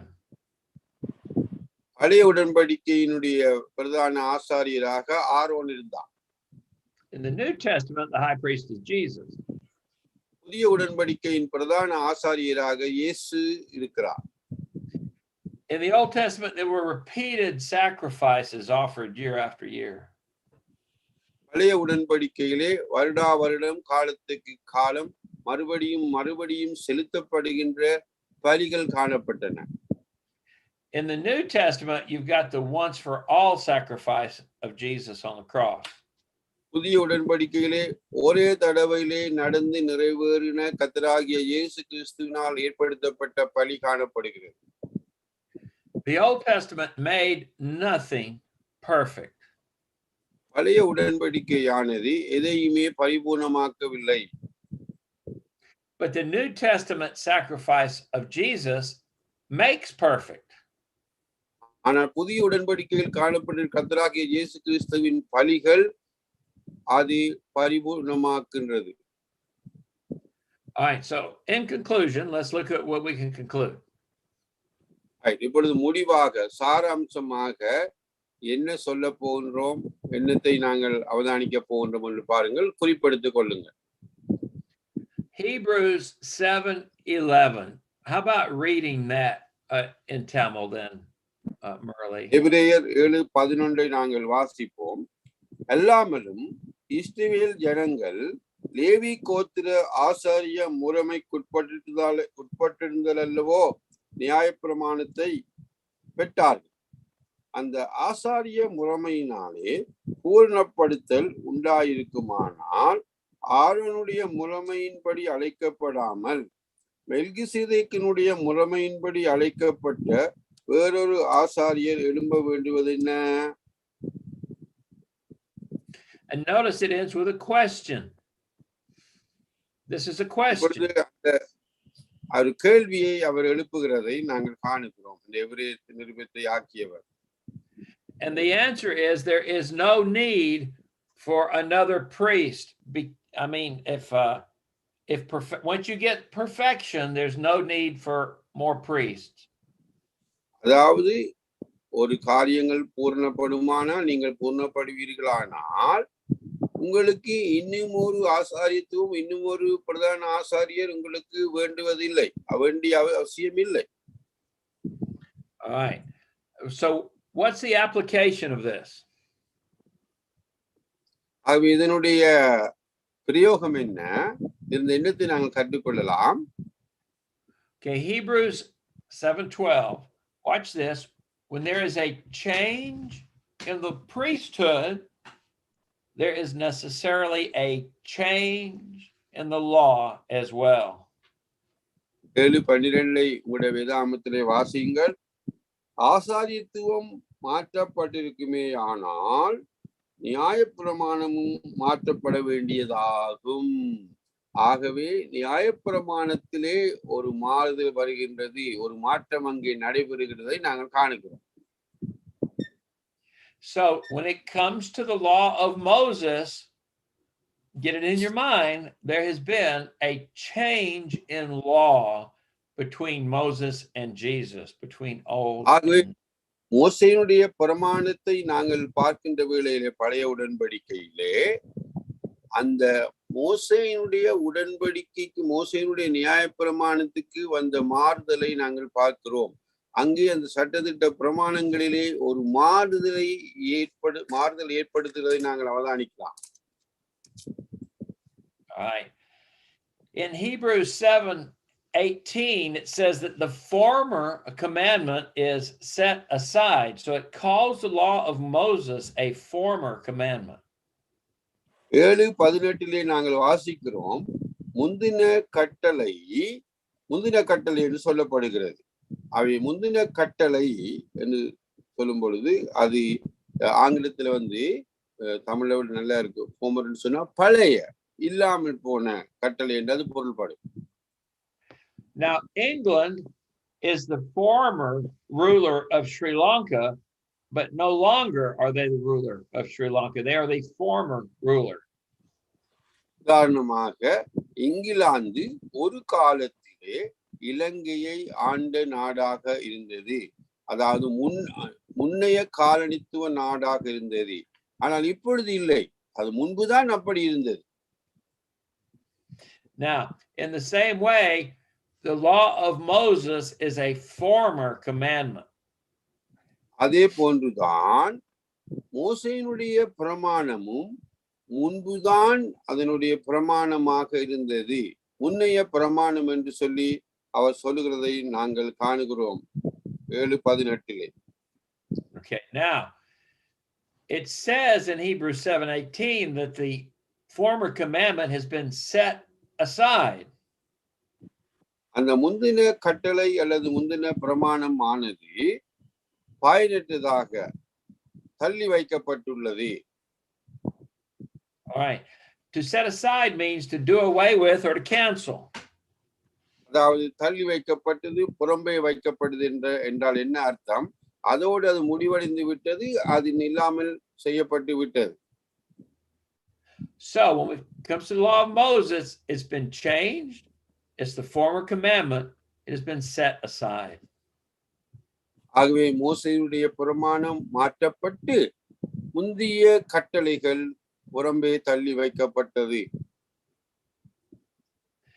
Hebrews 7:18 tells you why it's set aside. It says because of its weakness. முந்திய கட்டளை ஏன் தள்ளி வைக்கப்பட்டது என்றால் அதற்குரிய காரணம் அதனுடைய பலவீனத்தின் நிமித்தமாக அது தள்ளி வைக்கப்பட்டது. So when you think of the law of Moses, you should think of something that was very weak. அவை மோசேயினுடைய நியாயப்பிரமாணத்தை குறித்து நாங்கள் பார்க்கின்ற வேளையிலே புதிய உடன்படிக்கையோடு ஒப்பிட்டு அது மாற்றப்படுகிறது. அது முன்னைய பிரமாணமாக இருக்கிறது, அது தள்ளி வைக்கப்பட்டது, அது பலவீனமான பிரமாணமாக இருந்தது. Then he said it's set aside because it is useless. அது மாத்திரமல்ல, அது பயனற்றதாகவும் காணப்பட்டது என்று சொல்லி பார்க்கிறோம். 18 முந்திய கட்டளை பலவீனம் உள்ளதும் பயனற்றதுமாயிருந்தது நிமித்தம் மாற்றப்பட்டது. 7:18 நீங்களே எடுத்து வாசிங்க, அதை மார்க் பண்ணுங்க, அதை நீங்கள் குறிப்பெடுத்துக் கொள்ளுங்க. So the law of Moses has been changed. It's the former law. It was set aside. It's weak and it's useless. ஆகவே மோசேயுடைய நியாயப்பிரமாணம் மாற்றப்பட்டது. அது பண்டைய பிரமாணமாய் பழைய பிரமாணமாக மாறியது. அது தள்ளி வைக்கப்பட்டது. அது பலவீனமாயிருந்தது. அது பயனற்றதாயிருந்தது. Then Hebrews 7:19 says that the law made nothing perfect. அது மாத்திரமில்ல, எபிரேயர் 7:19 சொல்லுது, இந்த நியாயப்பிரமாணமானது ஒன்றையும் பரிபூர்ணமாக்கவில்லை. So something's wrong with the law. ஆகவே இந்த நியாயப்பிரமானது ஒன்றையும் பூர்ணப்படுத்தவில்லை என்று சொன்னால் ஏதோ ஒரு குறைபாடு இந்த பிரமாணத்திலே இருக்கிறது. Something wrong. Now Hebrews chapter 10 verse 4 says, it tells you what's wrong. It says it is impossible for the blood of bulls and goats to take away sins. ஆகவே பாவங்களை நீக்குவதற்கு காளை வெள்ளாட்டுக்கிடாக்களுடைய இரத்தத்துக்கு முடியாமல் இருந்தது என்று சொல்லி எபிரேயர் 10:4 நாங்கள் வாசிக்கின்றோம். எபிரேயர் 10:4 என்ன வாசிக்கிறோம் என்றால், எல்லாமலும் காளை வெள்ளாட்டுக்கடா இவைகளுடைய இரத்தம் பாவங்களை நிவர்த்தி செய்ய மாட்டாதே. So the law of Moses made nothing perfect. ஆகவே மோசேயின் பிரமாணம் ஒன்றையும் பூரணப்படுத்தவில்லை. All right. Hebrews chapter 10 verse 1 says the law has but a shadow of the good things to come instead of the true form of these realities. ஆகவே நாங்கள் எபிரேயர் 10:1 வாசிக்கும் பொழுது, வரப்போகின்ற காரியங்களுக்கு இது ஒரு நிழலாட்டமாக இருந்ததே ஒழிய, அது நான் அதை வாசிக்கிறேன் பாருங்கள், இப்படி இருக்க நியாயப்பிரமானது வரப்போற நன்மைகளின் பொருளாயிராமல் அவைகளின் நிழலாய் மாத்திரம் இருக்கின்றது என்று சொல்லி நாங்கள் பார்க்கின்றோம். All right. So when you think of the law of Moses, you need to think of something that is merely a shadow and not the real thing. அவை மோசேயின் பிரமாணத்தை நீங்கள் சிந்திக்கும் வேளையிலே சகோதரர்களே, அது ஒரு நிழலாக இருக்கின்றது என்பதை நீங்கள் விளங்கி கொள்ள வேண்டும். Okay. Then Hebrews 7:19 says that opposed to Moses, it says a better hope is introduced, talking about Jesus, through which we draw near to God.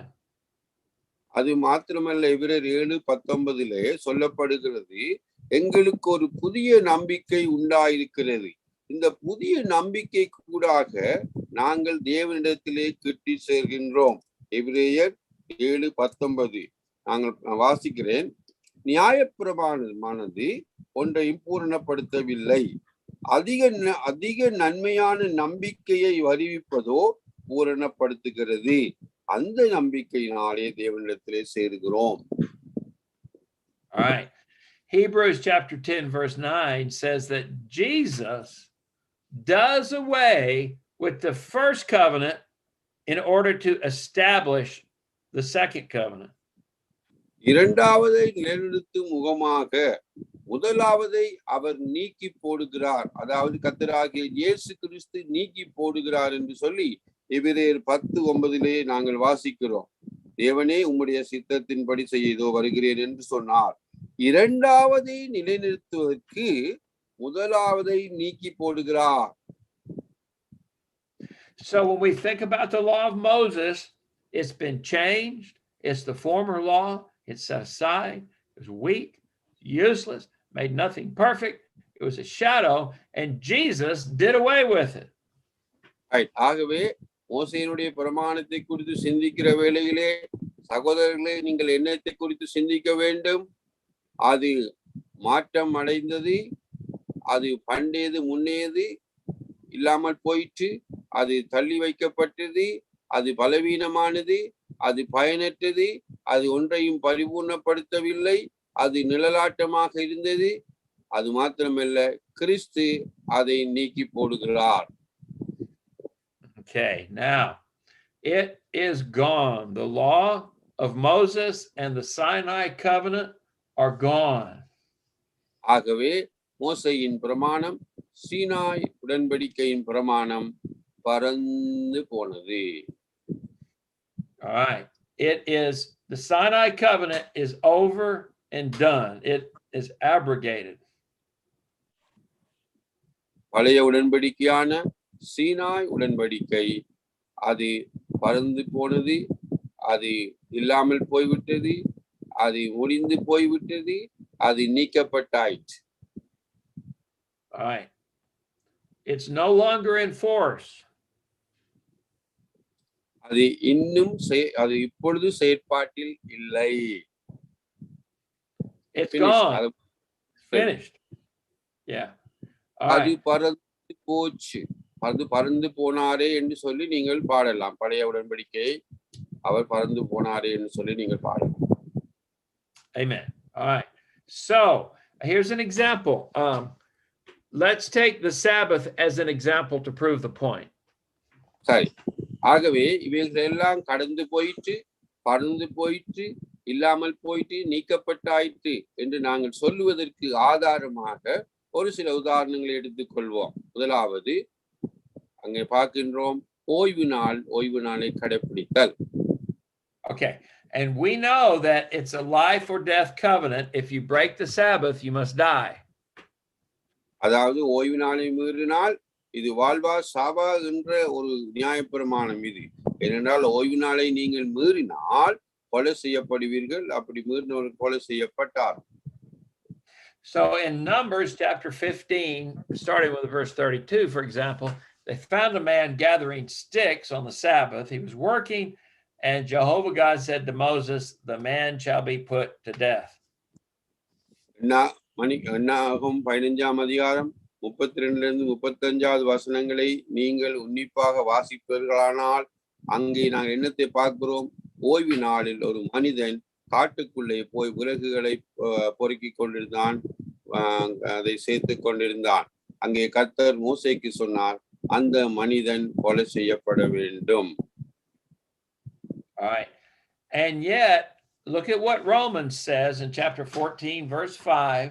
One person esteems one day as better than another, while another esteems all days alike. Each one should be fully convinced in his own mind. இப்ப சகோதரர்களே, நீங்கள் ரோமர் 14:5 நீங்கள் ஒப்பிட்டு பார்ப்பீர்களானால் அதிலே அப்போஸ்தலனாகிய பவுல் என்ன சொல்கிறார்? ஒரு மனிதன் ஒரு நாளை உயர்வாக எண்ணுகிறான், மற்ற மனிதன் எல்லா நாளும் ஒன்றென்று எண்ணுகிறான். அவன் தன் மனதிலே நிச்சயமுடையவனாய் இருக்க கடவன்.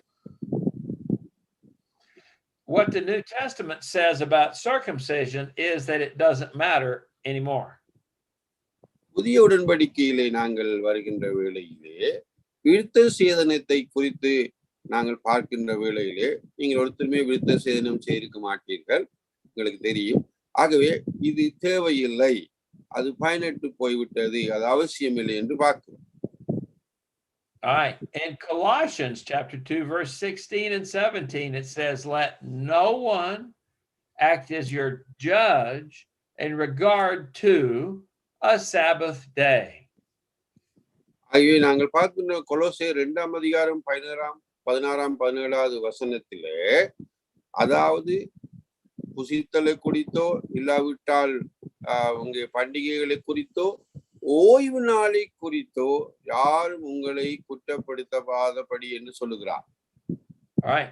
What that means is it doesn't matter anymore. அதாவது அதன் அர்த்தம் என்னவென்றால் ஓய்வு நாளை குறித்து அது எங்களுக்கும் அதுக்கும் தொடர்பில்லை. We don't care என்ற மாதிரி, அதாவது நாங்கள் அதை பொருட்படுத்துவதில்லை. It doesn't matter என்று சொல்கிறார். Right. Galatians chapter 4, verse 10. Paul wrote, "You observe days, as in Sabbaths, and months, and seasons, and years. I am afraid I may have labored over you in vain." அங்கே கலாத்தியர் 4ஆம் அதிகாரம் 10ஆம் 11வது வசனத்திலே கலாத்தியரை கண்டித்து அவர் என்ன சொல்லுகிறார் என்று சொன்னால், நாட்களையும் மாதங்களையும் காலங்களையும் வருடங்களையும் பார்க்கிறீர்களே, நான் உங்களுக்காக பாடுபட்டது வீணாய் போய்விடுமோ என்று பயப்படுகிறேன் என்று சொல்லுகிறார். All right, what he's saying is stop it. Don't observe Sabbath days anymore. அதாவது என்ன சொல்லுகிறான்னு சொன்னால், தயவு செய்து இந்த ஓய்வு நாளை அனுசரிப்பதை ஆசரிப்பது இந்த மாதிரி காரியங்களை நிறுத்துங்கள் என்று சொல்லுகிறார். All right. So here's the question. How can the New Testament take the eternal sign of an eternal covenant and throw it in the trash can and say it doesn't matter? நன்றாய் கவனிங்கள், இது ஒரு முக்கியமான கேள்வி. இதுவரை நீங்கள் கேட்டிருக்கலாம். எப்படி இந்த புதிய உடன்படிக்கை ஆனது ஒரு நித்திய உடன்படிக்கையின் நித்திய அடையாளத்தை அது இல்லாமல் செய்து புறக்கணித்து அதை குப்பத்தொட்டியிலே எப்படி அதை போட முடியும் நீங்கள் கேட்கலாம். You see, the reason is, according to Colossians chapter 2, verse 16 and 17, is because a Sabbath day is a mere shadow of what is to come. The substance belongs to Christ. That's the reason. ஏன் நாங்கள் அந்த உடன்படிக்கை நித்திய உடன்படிக்கை என்று சொல்லுகின்றதை கூட நாங்கள் இப்பொழுது நாங்கள் அதை அனுஷ்டிப்பதில்லை என்று சொன்னால், அந்த ஓய்வு நாள் இனி வரப்போகின்றவைக்கு அவை ஒரு நிழலாட்டமாக இருந்தது. அவை இயேசு கிறிஸ்துவுக்கு உரிய உள்ளடக்கமாக அது இருந்தது. All right. Hebrews chapter 4, verse 8 and 9, it says, there remains a Sabbath rest for the people of God, for whoever has entered God's rest has also rested from his works as God did from his. So the Sabbath that the Jews observed was a shadow of the substance that we have in Jesus, a rest from good works for salvation, because salvation is a gift. அவை நாங்கள் என்ன பார்க்கிறோம் என்றால், யூதர்களுக்கு கொடுக்கப்பட்டிருந்த இந்த ஓய்வு நாள் ஆனது, அதாவது அவர்களுக்கு இருக்கின்ற தேவனுடைய பிள்ளைகளுக்கான அந்த ஓய்வு நாள் ஆனது வரப்போகின்ற இயேசு கிறிஸ்துவுக்குள்ளான மெய்ப்பொருளினுடைய நிழலாட்டமாக இருந்தது. அங்கே அவர்கள் ஓய்ந்திருந்தார்கள். இங்கேயும் நாங்கள் நற்கிரியைகளை செய்வதில் இருந்து ஓய்ந்திருக்கின்றோம். ஏனென்று சொன்னால், ரட்சிப்பு நற்கிரியைகளாலே அல்ல, அது தேவனுடைய ஈவாக புதிய உடன்படிக்கையில இருக்கிறது. All right. So the Old Testament Sabbath is a type of the salvation Sabbath rest we have in Christ. ஆகவே பழைய உடன்படிக்கையினுடைய இந்த ஓய்வு நாளானது நாங்கள் கிறிஸ்து இயேசுவுக்குள் எங்களுக்கு இருக்கின்ற அந்த மீட்பினுடைய ரட்சிப்பினுடைய ஒரு ஓய்வு நாள், ஒரு ஓய்வாக அது இருக்கிறது. அதுக்கு ஒரு உதாரணமாக இருக்கிறது. கிறிஸ்து இயேசுவுக்குள் எங்களுக்கு இருக்கின்ற ரட்சிப்பினாலே வருகின்ற அந்த ஓய்வு, அது பழைய உடன்படிக்கையின் ஓய்வு நாளுக்கு ஒரு டைப்பாக இருக்கிறது, மாதிரியாக இருக்கிறது. Good. Now, in Exodus 31:15, Moses said that the Sabbath is a sign forever. நன்றாய் கவனியுங்கள். யாத்திராகமம் 31ஆம் அதிகாரம் 15 17 வரை உள்ள வசனங்களில் மோசே சொல்லுகின்றார், இந்த ஓய்வு நாள் அடையாளம், இந்த உடன்படிக்கை அது நித்திய உடன்படிக்கை என்று சொல்லப்படுகிறது. But the Hebrew word forever is olam, and it fundamentally simply means a long time. அதாவது இங்கே எபிரேய மொழியிலே, தமிழ்ல நாங்கள் நித்திய என்ற வார்த்தை தான் பாவிக்கப்படுகிறது. ஆனால் எபிரேய மொழியிலே நன்றாய் கவனியுங்கள், அதனுடைய அர்த்தமானது மிக நீண்ட ஒரு காலத்தை குறிக்கிறது. The Hebrews did not have a dedicated word that meant forever. They used the word olam, which meant a long time, and it did double duty. அதாவது நாங்கள் தமிழ்ல நித்தியம் என்ற வார்த்தை, ஆங்கிலத்திலே forever என்ற வார்த்தை எபிரேய மொழியிலே அவர்கள் பாவிக்கும் பொழுது அது ஒரு நீண்ட காலத்தை குறிக்கிறதோடைய என்றென்றைக்கும் அது அழியாமல் மாறாமல் இருக்கும் என்ற அர்த்தத்தில் அது கூறப்படவில்லை என்பது விளங்கிக் கொள்ளப்பட வேண்டும். So the sign of the Sabbath was a sign that was in force for 1,500 years until it was made obsolete. That is a long time. அதாவது 1500 வருடங்களாக இருந்த ஒரு உடன்படிக்கையின் அடையாளமாகத்தான் இந்த ஓய்வு நாள் இருந்தது. ஆகவே அந்த உடன்படிக்கை ஏற்படுத்தினதிலிருந்து அது இல்லாமல் போக மட்டும் ஏறக்குறைய 1500 வருடங்கள் சென்றது. ஆக இந்த 1500 வருடங்கள் என்றது மிக நீண்ட ஒரு காலம்தான். All right. So here's what you need to know. Olam does not necessarily contain the idea of endlessness, but rather a long time. ஆகவே இந்த எபிரேய சொற்பதத்தை நீங்கள் படித்தீர்கள் ஆனால் இந்த நித்தியம் என்று சொல்லி தமிழிலே அது சொல்லப்படுகின்ற அந்த வார்த்தையானது அது முடிவில்லாமல் நித்தியமாய் நாங்கள் சிந்திப்பது போல என்றென்றைக்குமாய் அழியாமல் இருக்கின்ற என்று அர்த்தத்தோடு இல்லாமல் அது ஒரு நீண்ட காலம் என்ற அர்த்தத்தோடு சொல்லப்பட்டிருக்கிறது. So we do know that the New Testament says in Hebrews 8:13 that the new covenant made the first covenant obsolete. That's a fact that the New Testament says. ஆகிய புதிய உடன்படிக்கையிலே சொல்லப்படுகிற சத்தியம் என்னவென்று சொன்னால் எபிரேயர் 8:13 புதிய உடன்படிக்கை என்று சொல்லப்படுகின்ற பொழுது அது பழைய உடன்படிக்கை இல்லாமல் போக பண்ணியது, பயனற்றதாக்கியது. And so in the West, people wear wedding rings to show they're married. But if they get a divorce, they don't keep wearing the wedding ring. And so too, we don't keep the sign of a covenant that has been canceled. வேலை நாடுகளிலே இங்கு இலங்கையில்தான் திருமணம் செய்கின்ற வேளையிலே உடன்படிக்கையின் அடையாளமாக கணையாளியை மோதிரத்தை மாற்றிக்கொள்வார்கள். வேலை நாடுகளிலே அவர்கள் விவாகரத்து செய்கின்ற வேளையிலே அவர்கள் அந்த உடன்படிக்கை ரத்து செய்வதனாலே அவர்கள் அந்த மோதிரத்தை அதற்கு பிற்பாடு அணிய மாட்டார்கள். அதே போன்று பழைய உடன்படிக்கையினுடைய அடையாளமாக இருக்கின்ற அந்த ஓய்வு நாள் ரத்து செய்யப்பட்டபடியினாலே புதிய உடன்படிக்கையிலே இருக்கின்ற விசுவாசிகளாகிய நாங்கள் அந்த ஓய்வு நாளை அனுசரிப்பதில்லை. All right, let's see here. Now, for an example, the early church was almost completely Jewish, and yet the day they came together for church was on Sunday, not on Saturday. That's a big shift in their thinking. நன்றாய் கவனியுங்கள். அவர்களுடைய சிந்தனையிலே ஏற்பட்ட ஒரு புதிய உடன்படிக்கையிலே அப்போஸ்தல காலத்திலே ஏற்பட்ட ஒரு பெரிய மாற்றம் என்னவென்று சொன்னால் மிக அதிகமான யூதர்களை கொண்ட ஆதி திருச்சபையானது சனிக்கிழமைகளிலே கூடி வரவில்லை, அது கர்த்தருடைய நாளாகிய ஞாயிற்றுக்கிழமையிலே கூடி வந்தது என்பதை கவனத்தில் கொள்க. All right. Wait a minute. I keep messing up here. All right. So the fact that they met on Sunday instead of Saturday is just the tip of the iceberg of the huge change that happened between Old Covenant and New Covenant.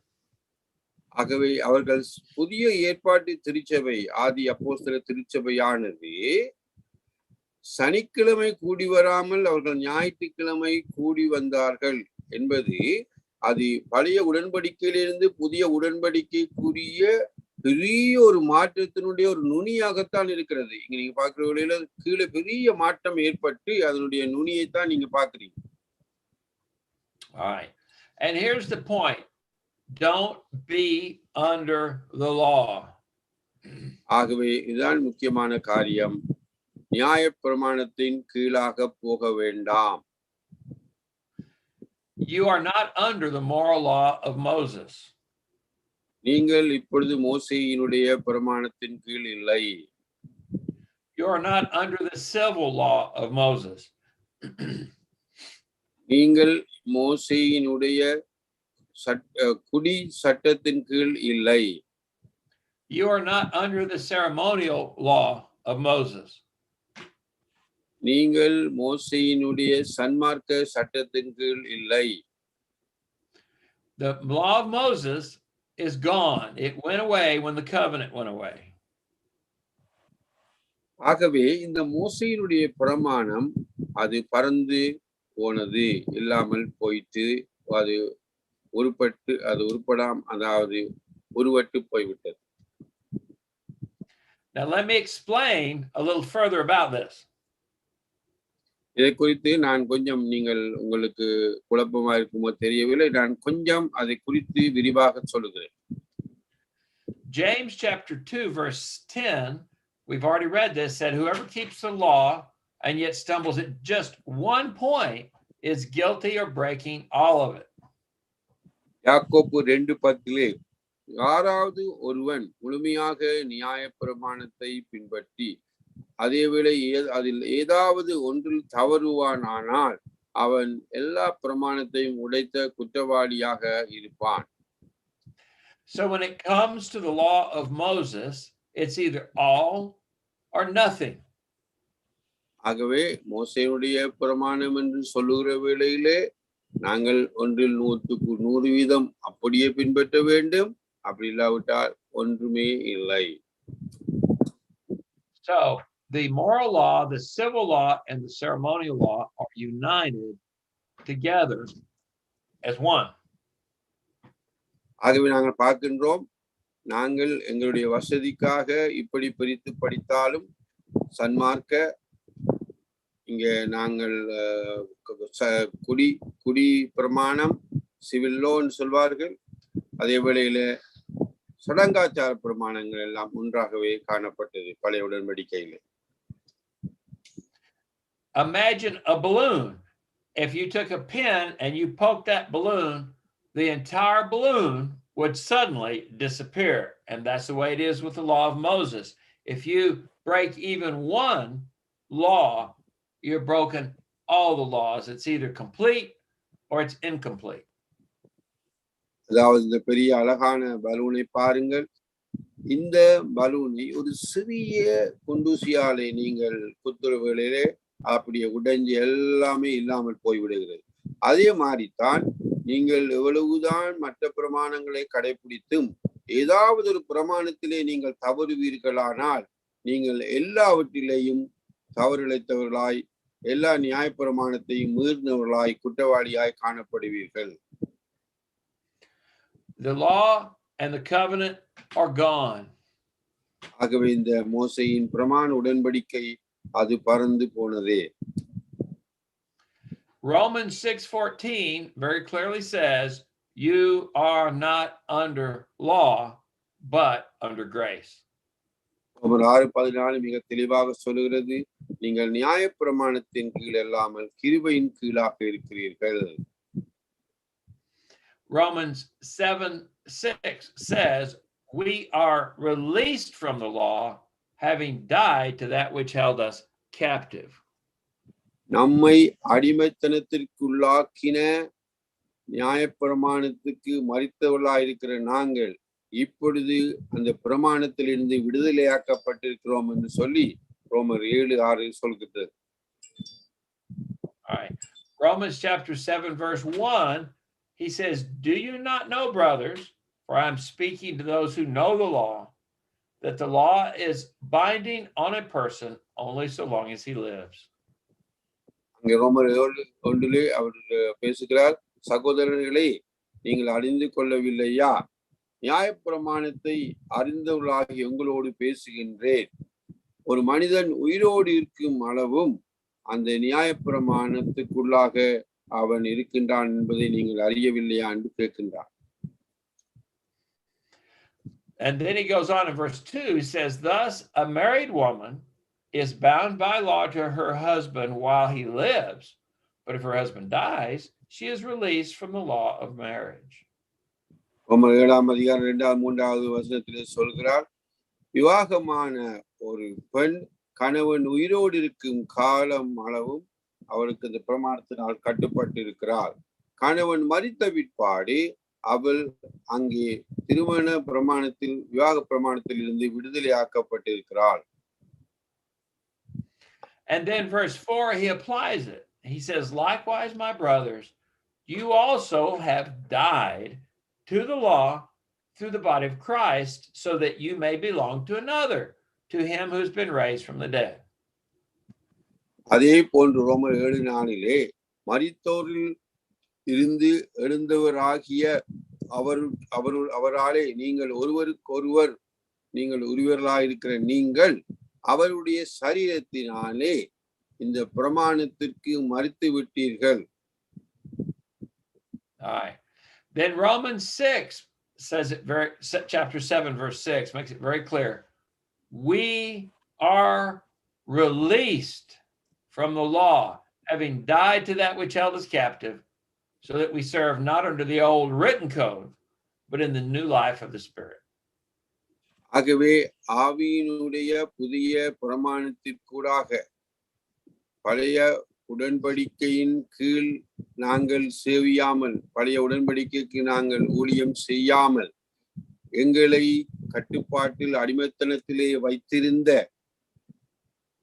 அங்கே பிரமாணத்துக்கு மரித்தவர்களாயிருக்கிறபடியினால் நாங்கள் விடுதலையாக்கப்பட்டிருக்கிறோம். ரோமர் 7:6 நாங்கள் வாசிப்போம். Galatians says the same thing, chapter 3, verse 24. He says, now before he came, now by we he means Jews, we Jews were held captive under the law, because that's who's under the law, imprisoned until the coming faith would be revealed.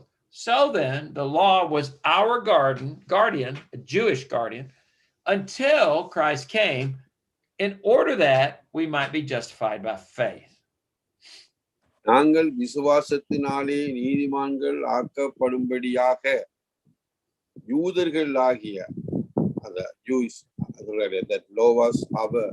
யூதர்களாகிய எங்களுக்கு அது ஒரு கார்டியனாக, அது ஒரு வழிகாட்டியாக கிறிஸ்து வருமளவும் இருந்தது. விசுவாசம் வருவதற்கு முன்பதாக நாங்கள் நியாயப்பிரமாணத்துக்கு கீழே அடிமைப்பட்டவர்களாக, விசுவாசம் வெளிப்படும் மட்டும் நாங்கள் அடிமைப்பட்டவர்களாக ஜீவித்தோம். All right. Galatians 3:25 says, but now that faith has come, we are no longer under a guardian. கலாத்தியர் 3:25 என்ன சொல்கிறது? இப்பொழுது விசுவாசம் வெளிப்பட்ட வேளையிலே நாங்கள் இப்பொழுது ஒரு வாத்தியாருக்கு கீழே, பாதுகாவலனுக்கு கீழே நாங்கள் இல்லை. And when he said in Galatians 5:18, he says, if you are led by the Spirit, you are not under the law. கலாத்தியர் 5:18 சொல்லப்படுகிறது, நீங்கள் ஆவியினாலே நடத்தப்படுவீர்களானால் நீங்கள் நியாய பிரமாணத்தின் கீழ் இல்லை. Okay, so here's the question. Does God's grace do away with God's law? ஒரு கேள்வி வருகிறது, தேவனுடைய கிருபை தேவனுடைய பிரமாணத்தை இல்லாமல் செய்து விட்டதா? There is danger in something called antinomianism. அதாவது இப்பொழுது பெரிய ஆபத்தான ஒரு சூழ்நிலையும் ஏற்பட்டிருக்கிறது என்று சொன்னால், இங்கே அது இப்படி சில பேர் தவறாக நினைத்து சட்ட திட்டத்தை எல்லாம் நாங்கள் இல்லை, சட்ட திட்டத்தை எல்லாம் நாங்கள் உடைத்து விட வேண்டும் என்று அந்த சட்டத்திட்ட பிரமாணங்களுக்கு எதிராளிகளாக அவர்கள் மாறிவிட்டார். So some people are against all of God's laws. Sorry? Some people are against all of God's laws. அதாவது எல்லா தேவனுடைய பிரமாணங்கள் கட்டளைகளுக்கும் ஒரு சிலர் எதிர்த்து நிற்கிறார். All right. So 1 John chapter 3 verse 4 says, everyone who makes a practice of sinning also practices lawlessness. Sin is lawlessness. 1 யோவான் 3:4 சொல்லப்படுகிறது பாவம் செய்கின்றவர்கள், பாவத்திலே வாழ்கின்றவர்கள் ஒரு பிரமாணம் அற்றவர்களாக இருக்கிறார்கள். நியாய பிரமாணத்தை மீறுவதே பாவம். Okay, so பாவம் lawlessness என்று சொல்லுகிறார். so we as Christians are under the law of Christ, not the law of Moses.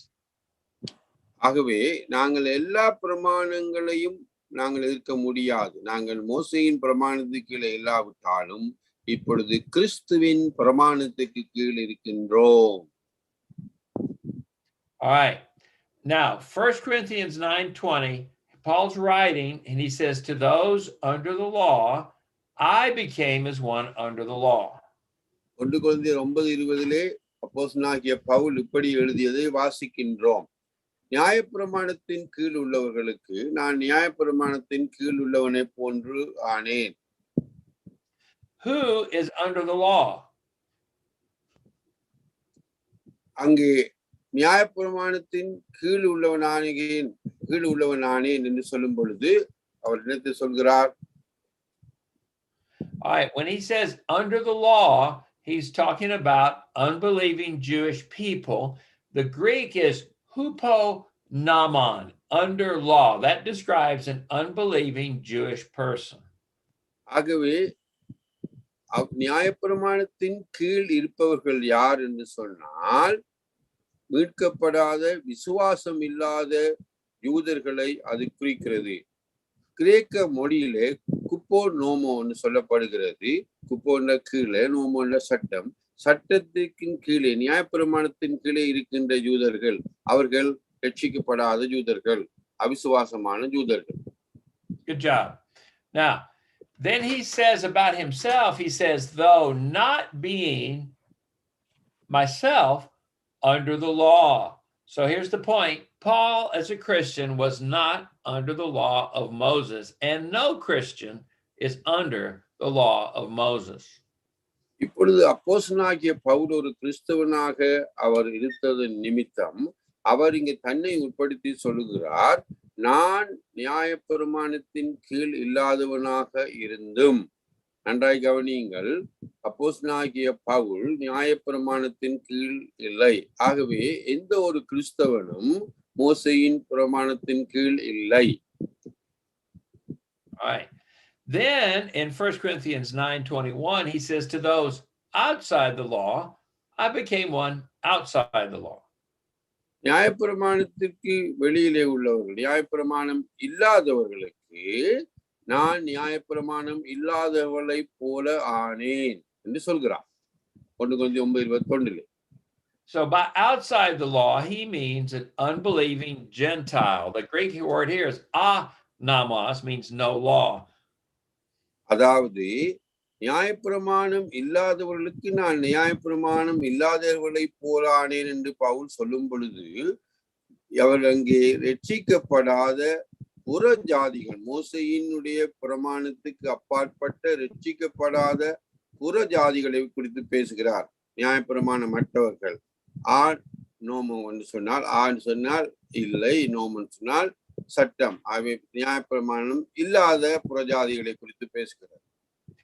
So in the Bible, the only people under the law are unbelieving Jews, and the people outside the law are unbelieving Gentiles.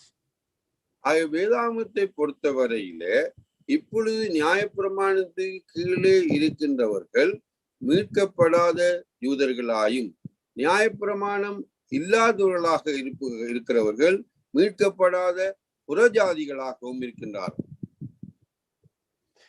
Then Paul says that he is not outside the law of God, but he's under the law of Christ. அவை அப்போஸ்தலனாகிய பவுல் 1 கொரிந்தியர் 9:21 அவர் என்ன இங்கே கூறுகிறார் என்று சொன்னால், அவர் தேவனுடைய இந்த நியாய பிரமாணத்துக்கு வெளியிலே இருந்தாலும், அதாவது ஆனால் கிறிஸ்துவனுடைய பிரமாணத்துக்குள்ளாக இருக்கிறார். நியாய பிரமாணத்துக்குள்ளாவிட்டாலும் கிறிஸ்துவின் பிரமாணத்துக்குள்ளாக இருக்கிறார். The Greek for under the law of Christ is enamos Christou, and that means Paul was in law to Christ. Christians are under the law of Christ. அங்கே கிறிஸ்தவர்கள் இங்கே பவுல் அப்போஸ்தலனாகிய பவுல் கிறிஸ்தவர்களை பற்றி சொல்லும் பொழுது அவர்கள் கிறிஸ்துவனுடைய அவர்கள் நியாயப்பிரமாணத்தின் கீழ் இல்லாவிட்டாலும் அவர்கள் கிறிஸ்துவின் பிரமாணத்திற்கு கீழானவர்களாக இருக்கின்றார்கள். அங்கே நாங்கள் பார்க்கின்றோம் அந்த நோமோ கிறிஸ்டோஸ் சொல்லப்படுகிறது, அதாவது கிறிஸ்துவின் பிரமாணம். So what we see is unbelieving Jews are huponamos. They're under the law of Moses. ஆகவே ரட்சிக்கப்படாத யூதர்கள் இன்னும் மோசேயின் பிரமாணத்துக்கு கீழே தான் இருக்கிறார். Unbelieving Gentiles are anamos. They are outside the law of Moses. ரட்சிக்கப்படாத புறஜாதிகள் அவர்கள் மோசேயினுடைய பிரமாணத்துக்கு அப்பாற்பட்டவர்களாக இருக்கிறார்கள். But Christians are in nomos Christu. We are in law to Christ. ஆனால் கிறிஸ்தவர்களை நீங்கள் அவதானிப்பீர்களானால் கிறிஸ்தவர்கள் கிறிஸ்துவின் பிரமாணத்தின் கீழ் இருக்கிறார். Now, Murley, it's how much longer do you want me to go before I quit? We've been going an hour and 45 minutes of teaching. Okay, whatever the topic where you can stop with that and proceed from the other class, you can stop. It is flexible up to 5 to 10 minutes you can go, but where you stop, we can start it from there, no problem. Well, let's see. I can quit this thing pretty soon. I think I can finish it. How about that? So I think we can take it from next class. well, I think we can finish it. I forgot what I'm doing now. Let's see. Here we go. All right. So, for example, Galatians 6:2 says, bear one another's burdens and so fulfill the law of Christ. கலாத்தியர் 6:2 என்ன சொல்கின்றது? ஒருவர் பாரத்தை ஒருவர் சுமந்து எப்படியே கிறிஸ்துவின் பிரமாணத்தை நிறைவேற்றுங்கள். All right. So what we would say is the moral parts of Moses were renewed in the law of Christ. இதை நீங்கள் அவதானித்துக் கொள்ள வேண்டும். மோசேயினுடைய சன்மார்க்க சட்டத்தினுடைய அந்த ஒழுக்க பகுதிகள் கிறிஸ்துவின் பிரமாணத்தின் கீழ் புதுப்பிக்கப்பட்டிருக்கிறது. All right. So Galatians 5:14, the whole law is fulfilled in one word, you shall love your neighbor as yourself. கலாத்தியர் 5:14 அதைத்தான் அப்போஸ்தலனாகிய பவுல் சொல்கிறார். எல்லா பிரமாணங்களும் ஒரே வார்த்தையிலே நிறைவேற்றப்படுகிறது. உன்னை நீ நேசிப்பது போல உன் அயலானை நேசிப்பியாக. And then in Romans 13:8 it says whoever loves one another has fulfilled the law. தன் சகோதரனை சிநேகிக்கிறவன் பிரமாணத்தை நிறைவேற்றுகிறான் என்று ரோமர் 13:8 வாசிக்கிறோம். And then in Romans 13:9, Paul quotes 9 of the 10 commandments. They're all moral: adultery, murder, don't steal, don't covet. And he says that love fulfills all these requirements of the law.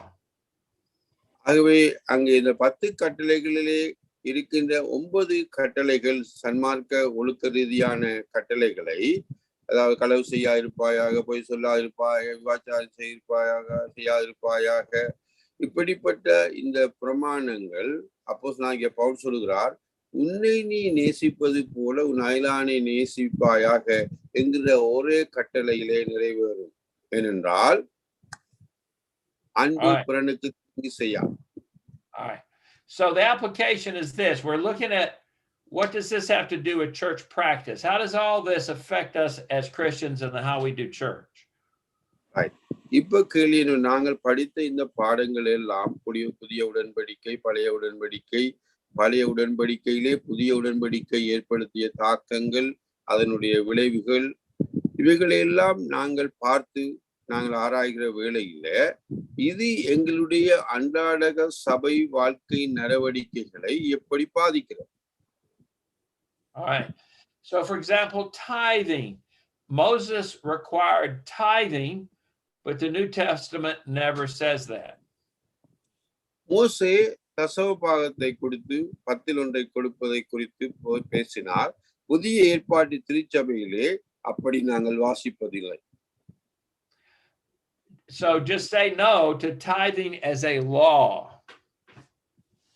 ஆகவே நாங்கள் பார்க்கின்றோம் தசம பாகம் இல்லை என்று நாங்கள் சொல்கின்றோம் புதிய உடன்படிக்கையிலே. All right. The New Testament says in 2 Corinthians 9:7, each man should give what he has decided in his heart to give, not reluctantly or under compulsion, for God loves a cheerful giver. 2 கொரிந்தியர் 9:7 வாசிக்கிறோம். கொடுப்பதை பற்றி அப்போஸ்தலனாகிய பவுல் பேசும் பொழுது ஒவ்வொருத்தரும் தன்னுடைய இருதயத்திலே மனதிலே சிந்தித்ததை அவன் கொடுக்க கடவன், கட்டாயமாயும் அல்ல, விசனத்தினாலும் அல்ல. ஏனென்றால் உற்சாகமாய் கொடுக்கிறவனிடத்திலே தேவன் பிரியமாயிருக்கிறார். All right. And then the Old Testament has priests, but the New Testament church should not have priests. பழைய உடன்படிக்கையிலே ஆசாரியர்கள் குருவானவர்கள் காணப்பட்டார்கள். புதிய உடன்படிக்கையிலே ஆசாரியரும் இல்லை, பூசாரியரும் இல்லை, குருவானவரும் இல்லை. So if you find a church that has priests, you just said, no, I would not go to that church. They don't understand. இப்படிப்பட்ட அழகான வண்ண வண்ண உடுப்பிலே காணப்படுகின்ற குருவானவர்கள் காணப்படுவார்களானால் இது புதிய உடன்படிக்கை இறையியலை அடிப்படையாக கொண்ட ஒரு திருச்சபை அல்ல, இந்த திருச்சபைக்கு நான் போக மாட்டேன் என்று நீங்கள் முடிவெடுக்க வேண்டும். All right. In the Old Testament, they had sanctuaries and altars. If a church today has a sanctuary and altar, they're making a big mistake. I would not go to that church. Say no to that. இன்றைக்கு அநேக சபைகள் பலிபீடங்களை உடையதாகவும் இந்த தூபங்களை இன்னும் காட்டுவதாயும் இன்னும் பலிபீடத்து பொடியங்களை வைத்திருக்கின்ற சபைகளையும் நாங்கள் காணுகின்றோம். இப்படிப்பட்ட அமைப்பை உடையதாக இப்படிப்பட்ட திருச்சபைகளை நீங்கள் காணுவீர்களானால் இது புதிய உடன்படிக்கை இறையலுக்கு ஒத்ததான திருச்சபை அல்ல என்று நீங்கள் அங்கே போக மாட்டீர்கள் என்று முடிவெடுப்பீர்கள். Also, that means we do not have to keep Sabbath days any longer. Sunday is not a Sabbath day. It never has been. The Sabbath went out with the law of Moses. ஆகவே அதே வேளையிலே நாங்கள் பார்க்கின்றோம் கர்த்தருடைய நாள் ஞாயிற்றுக்கிழமை. ஆகவே புதிய ஏற்பாட்டு திருச்சபை எப்படி கர்த்தருடைய நாளில் ஞாயிற்றுக்கிழமை கூடி வந்ததோ அதே போன்று நாங்களும் ஞாயிற்றுக்கிழமையிலே கூடி வருகிறோம். ஞாயிற்றுக்கிழமை கூடி வராமல் சனிக்கிழமை ஓய்வு நாள் என்று சொல்லி கூடி வர்ற சபைகள், அப்படிப்பட்ட சபைகளுக்கு நாங்கள் இல்லை என்று சொல்ல வேண்டும். ஏனென்றால் அந்த ஓய்வு நாள் மோசையின் பிரமாணத்துடன் முடிந்து போயிட்டு, அது பறந்து போயிட்டு. Also, in ancient Israel, God and government were merged together. The church and the government were merged together. And in European history and in Europe today, many churches are part of the government, but that's wrong. It should not be that way. ஆகவே அதே போன்று பழைய உடன்படிக்கையிலே சபை இஸ்ரவேலும் அரசாங்கமும் ஒன்றிணைந்து செயற்பட்டது.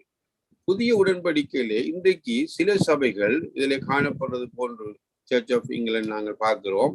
ஆகவே அப்படிப்பட்ட சபைகள் அரசாங்கமும் சபையும் ஒன்று இணைந்து பின்னிப்பிடைந்து காணப்படுகின்றன. இப்படிப்பட்ட சபைகளை நீங்கள் பார்க்கும் பொழுது இவைகளுக்கு இல்லை, இது புதிய உடன்படிக்கை இறையியலை அடிப்படையாக கொண்ட ஒரு சபை அல்ல என்று நீங்கள் தீர்மானிப்பீர்கள். ஆனால் அங்கு போக மாட்டீர்கள். All right. Now, there are many holy days specified by the law of Moses. We do not have to keep any of those holy days from the law of Moses. மோசையின் பிரமாணத்திலே பழைய உடன்படிக்கையிலே அநேக விசேஷித்த நாட்கள் அங்கே குறிப்பிடப்பட்டு இருக்கிறது.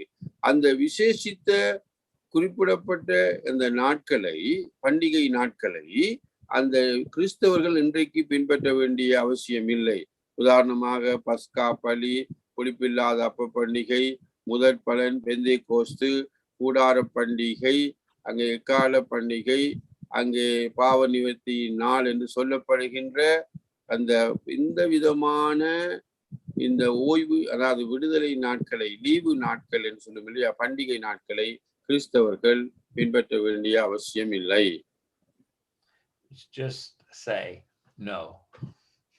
ஆகவே இதற்கு நீங்கள் சொல்ல வேண்டியது இல்லை, இப்படிப்பட்ட பண்டிகைகள் எனக்கு அல்ல. Now, the Old Testament does promise that you will be wealthy if you keep the law. Do those promises carry over into the New Testament? பழைய உடன்படிக்கையிலே நீங்கள் இப்படி செய்தால் செழிப்பாக இருப்பீர்கள், பலமாக இருப்பீர்கள் என்று சொல்லப்படுகிறது. அதே வாக்குத்தத்தம் புதிய உடன்படிக்கையிலேயும் கடந்து வருகின்றதா? The answer is no. இல்லை, அது புதிய உடன்படிக்கையிலே அப்படியான வாக்குத்தத்தம் காணப்படவில்லை. If you are very spiritual and love Jesus, that does not mean you will be rich and drive an expensive car and have a lot of money. That's not what the New Testament promises. ஆகவே இந்த படத்திலே காணப்படுவர் அமெரிக்காவிலே Joel Austin என்கிறவர். இவர் இப்படித்தான் போதிக்கிறார், நீங்கள் இயேசு கிறிஸ்துவை நேசிப்பீர்களானால் நீங்கள் செல்வந்தமாக இருப்பீர்கள், வளமாக இருப்பீர்கள், இப்படியான வாகனத்தில் ஓடித்திருவீர்கள். அப்படி அல்ல. உண்மையாகவே நீங்கள் கிறிஸ்துவை நேசிப்பீர்களானால், ஆவிக்குரிய பிள்ளைகளாக இருப்பீர்களானால் நீங்கள் இப்படியாக வாகனத்திலே ஓடுவீர்கள் என்று தேவனுடைய வாக்குத்தத்தம் உங்களுக்கு கொடுக்கப்படவில்லை. Now, the 10 commandments were given by God to the ancient Jews. How should we use them today? பண்டைய இஸ்ரவேலுக்கு மோசையினாலே கொடுக்கப்பட்ட இந்த 10 கட்டளைகள் புதிய உடன்படிக்கையிலே இருக்கின்ற கிறிஸ்தவர்களாகிய எங்களுக்கு எப்படி அது பலிக்கும், எப்படி அது பிரயோஜனமாக இருக்கு, நாங்கள் அதை எப்படி கையாள முடியும்? Right. The spiritual purpose of the law of Moses was to show the Jews their sin. அங்கே மோசையினுடைய பிரமாணத்தினுடைய அந்த ஆவிக்குரிய நோக்கங்களில் ஒன்றாக இருந்தது என்னவென்று சொன்னால், அது யூதர்களுக்கு அவருடைய பாவங்களை சுட்டி காட்டியது. What about Gentiles? Was that the purpose of the law of Moses? அப்படியானால் புறஜாதிகளை பொறுத்தவரையிலே மோசையினுடைய பிரமாணத்தின் நோக்கம் என்ன? Well, the Bible says that we Gentiles, God uses our conscience to condemn us. We don't need the law of Moses to be condemned. பழைய உடன்படிக்கையிலே நியாயப்பிரமாணமற்ற புறஜாதிகளை குறித்து அப்போஸ்தலனாகிய பவுல் ரோமருக்கு எழுதின வேளையிலே என்ன சொல்கிறார் என்று சொன்னால், புறஜாதிகளாகிய அவர்கள், நியாயப்பிரமாணம் இல்லாத புறஜாதிகளாகிய அவர்களுக்கு, அதாவது இயற்கையே அவர்களுடைய மனச்சாட்சியிலே தேவன் சரி எது பிழை என்பதை அவர்களுக்கு எழுதி கொடுத்திருக்கிறார். அதன் அடிப்படையிலே அவர்கள் நியாயம் தீர்க்கப்படுவார்கள், ஆக்கினைக்குள்ளாக தீர்க்கப்படுவார்களே ஒழிய மோசையினுடைய பிரமாணத்தின்படி அல்ல. மோசையின் பிரமாணம் இஸ்ரவேலுக்கு கொடுக்கப்பட்டது. Okay, so the law can be used to show lost people their sin today, but its main use was to show Jewish people their sin. நாங்கள் யூதர்களுக்கு பாவத்தை குறித்தும் அவருடைய பாவத்தை குறித்து உணர்த்தும் ஒரு கருவியாக நியாயப்பிரமாணம் பாவிக்கப்பட்டது. So the question is, when it comes to tithing, priests, sanctuaries, infant baptism, the Lord's Day as a Sabbath day, combining church and state together, the observance of Old Testament holy days, and the name it and claim it prosperity gospel, just say no. ஆகவே பின்வருகின்ற இந்த நவீன காலத்து சபையின் செயற்பாடுகள் வேத வசனத்தின் அடிப்படையிலே இல்லாமல் இருக்கின்றபடியினால், அதாவது தசம பாகம், ஆசாரியர்கள் அல்லது குருவானவர்கள், அங்கே ஆசாரிப்பு கூடாரம் போன்ற அமைப்புகள், குழந்தை பிள்ளை ஞானஸ்தானம், அந்த பலிபீடங்கள், கர்த்தருடைய நாளை அவர்கள் ஓய்வு நாள் என்று சொல்லுகின்ற காரியங்கள், சபையையும் அங்கே அரசாங்கத்தையும் இணைத்து செயற்படுகின்ற தன்மை, பழைய உடன்படிக்கையினுடைய பண்டிகை நாட்களை நாங்கள் கடைபிடிக்க வேண்டும் என்று சொல்லுகின்ற தன்மை.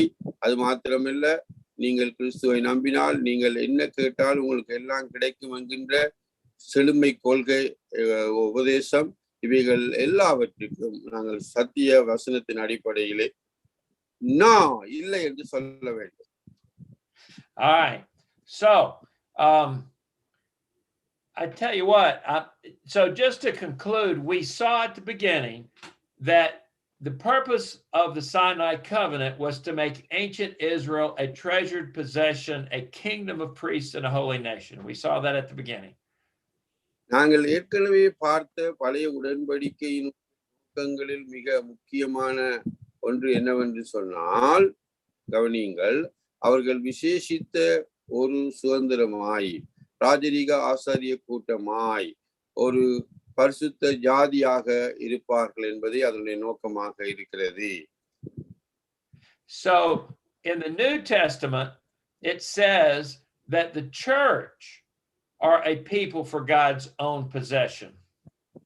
புதிய உடன்படிக்கையிலே 1 பேதுரு 2:9 திருச்சபையானது அவருக்கென்று சொந்த ஜனமாக, அவருடைய சுதந்திரமாக காணப்படுகிறது. அங்கே யாத்திராகமம் 19:5-6 1 பேதுரு 2:9 ஒப்பிட்டு பாருங்கள்.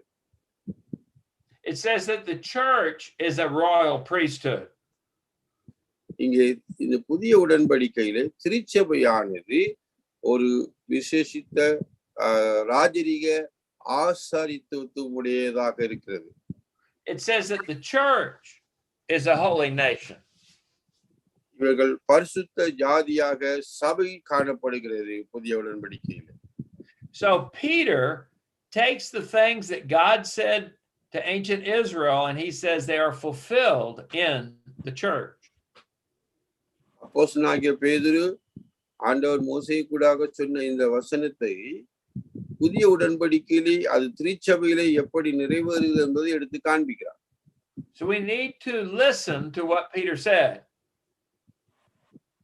இப்பொழுது பேதுரு சொன்னதை கேட்க வேண்டுமா இல்லையா?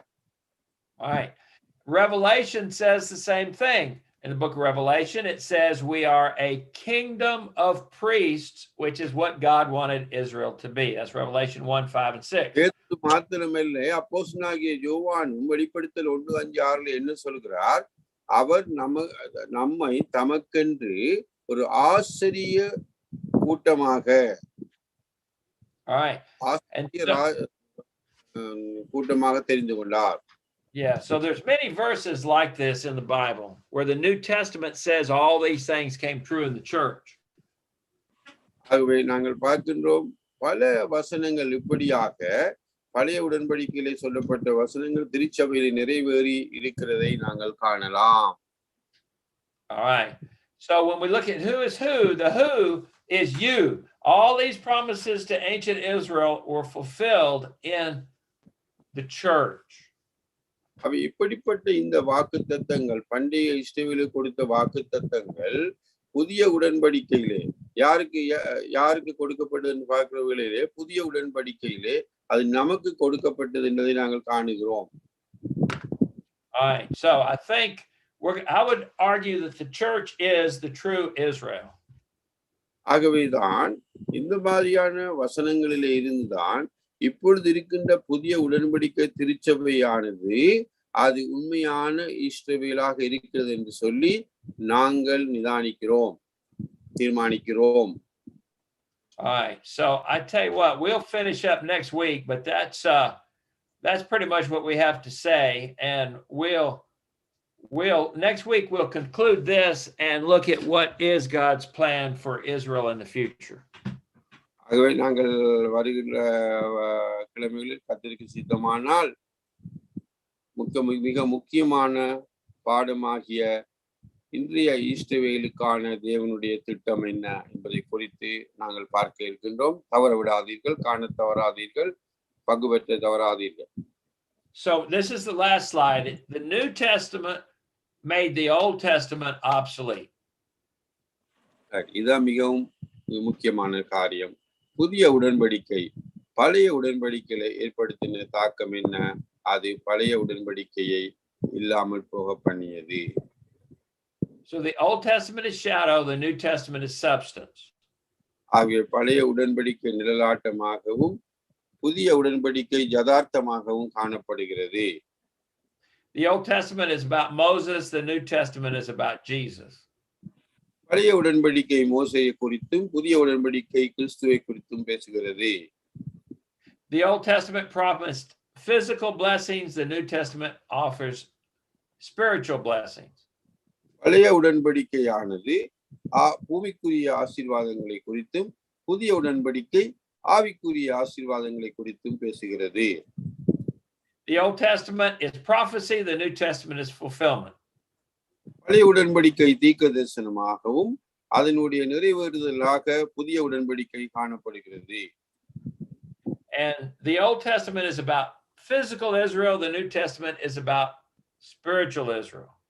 பழைய உடன்படிக்கை ஒரு சரீர பிரகாரமான பூகோள ரீதியான இஸ்ரவேலை குறித்து பேசும் அதேவேளை புதிய உடன்படிக்கை ஆவிக்குரிய இஸ்ரவேல் திருச்சபையை குறித்து அது பேசுகிறது.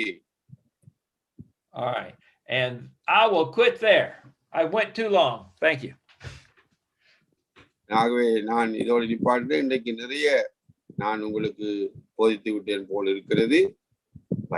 ஏதாவது கேள்வி இருக்கா? Any people want to stay and ask question? ஏதாவது உங்களுக்கு கேள்வி இருக்குமென்னு சொன்னால் 1 second.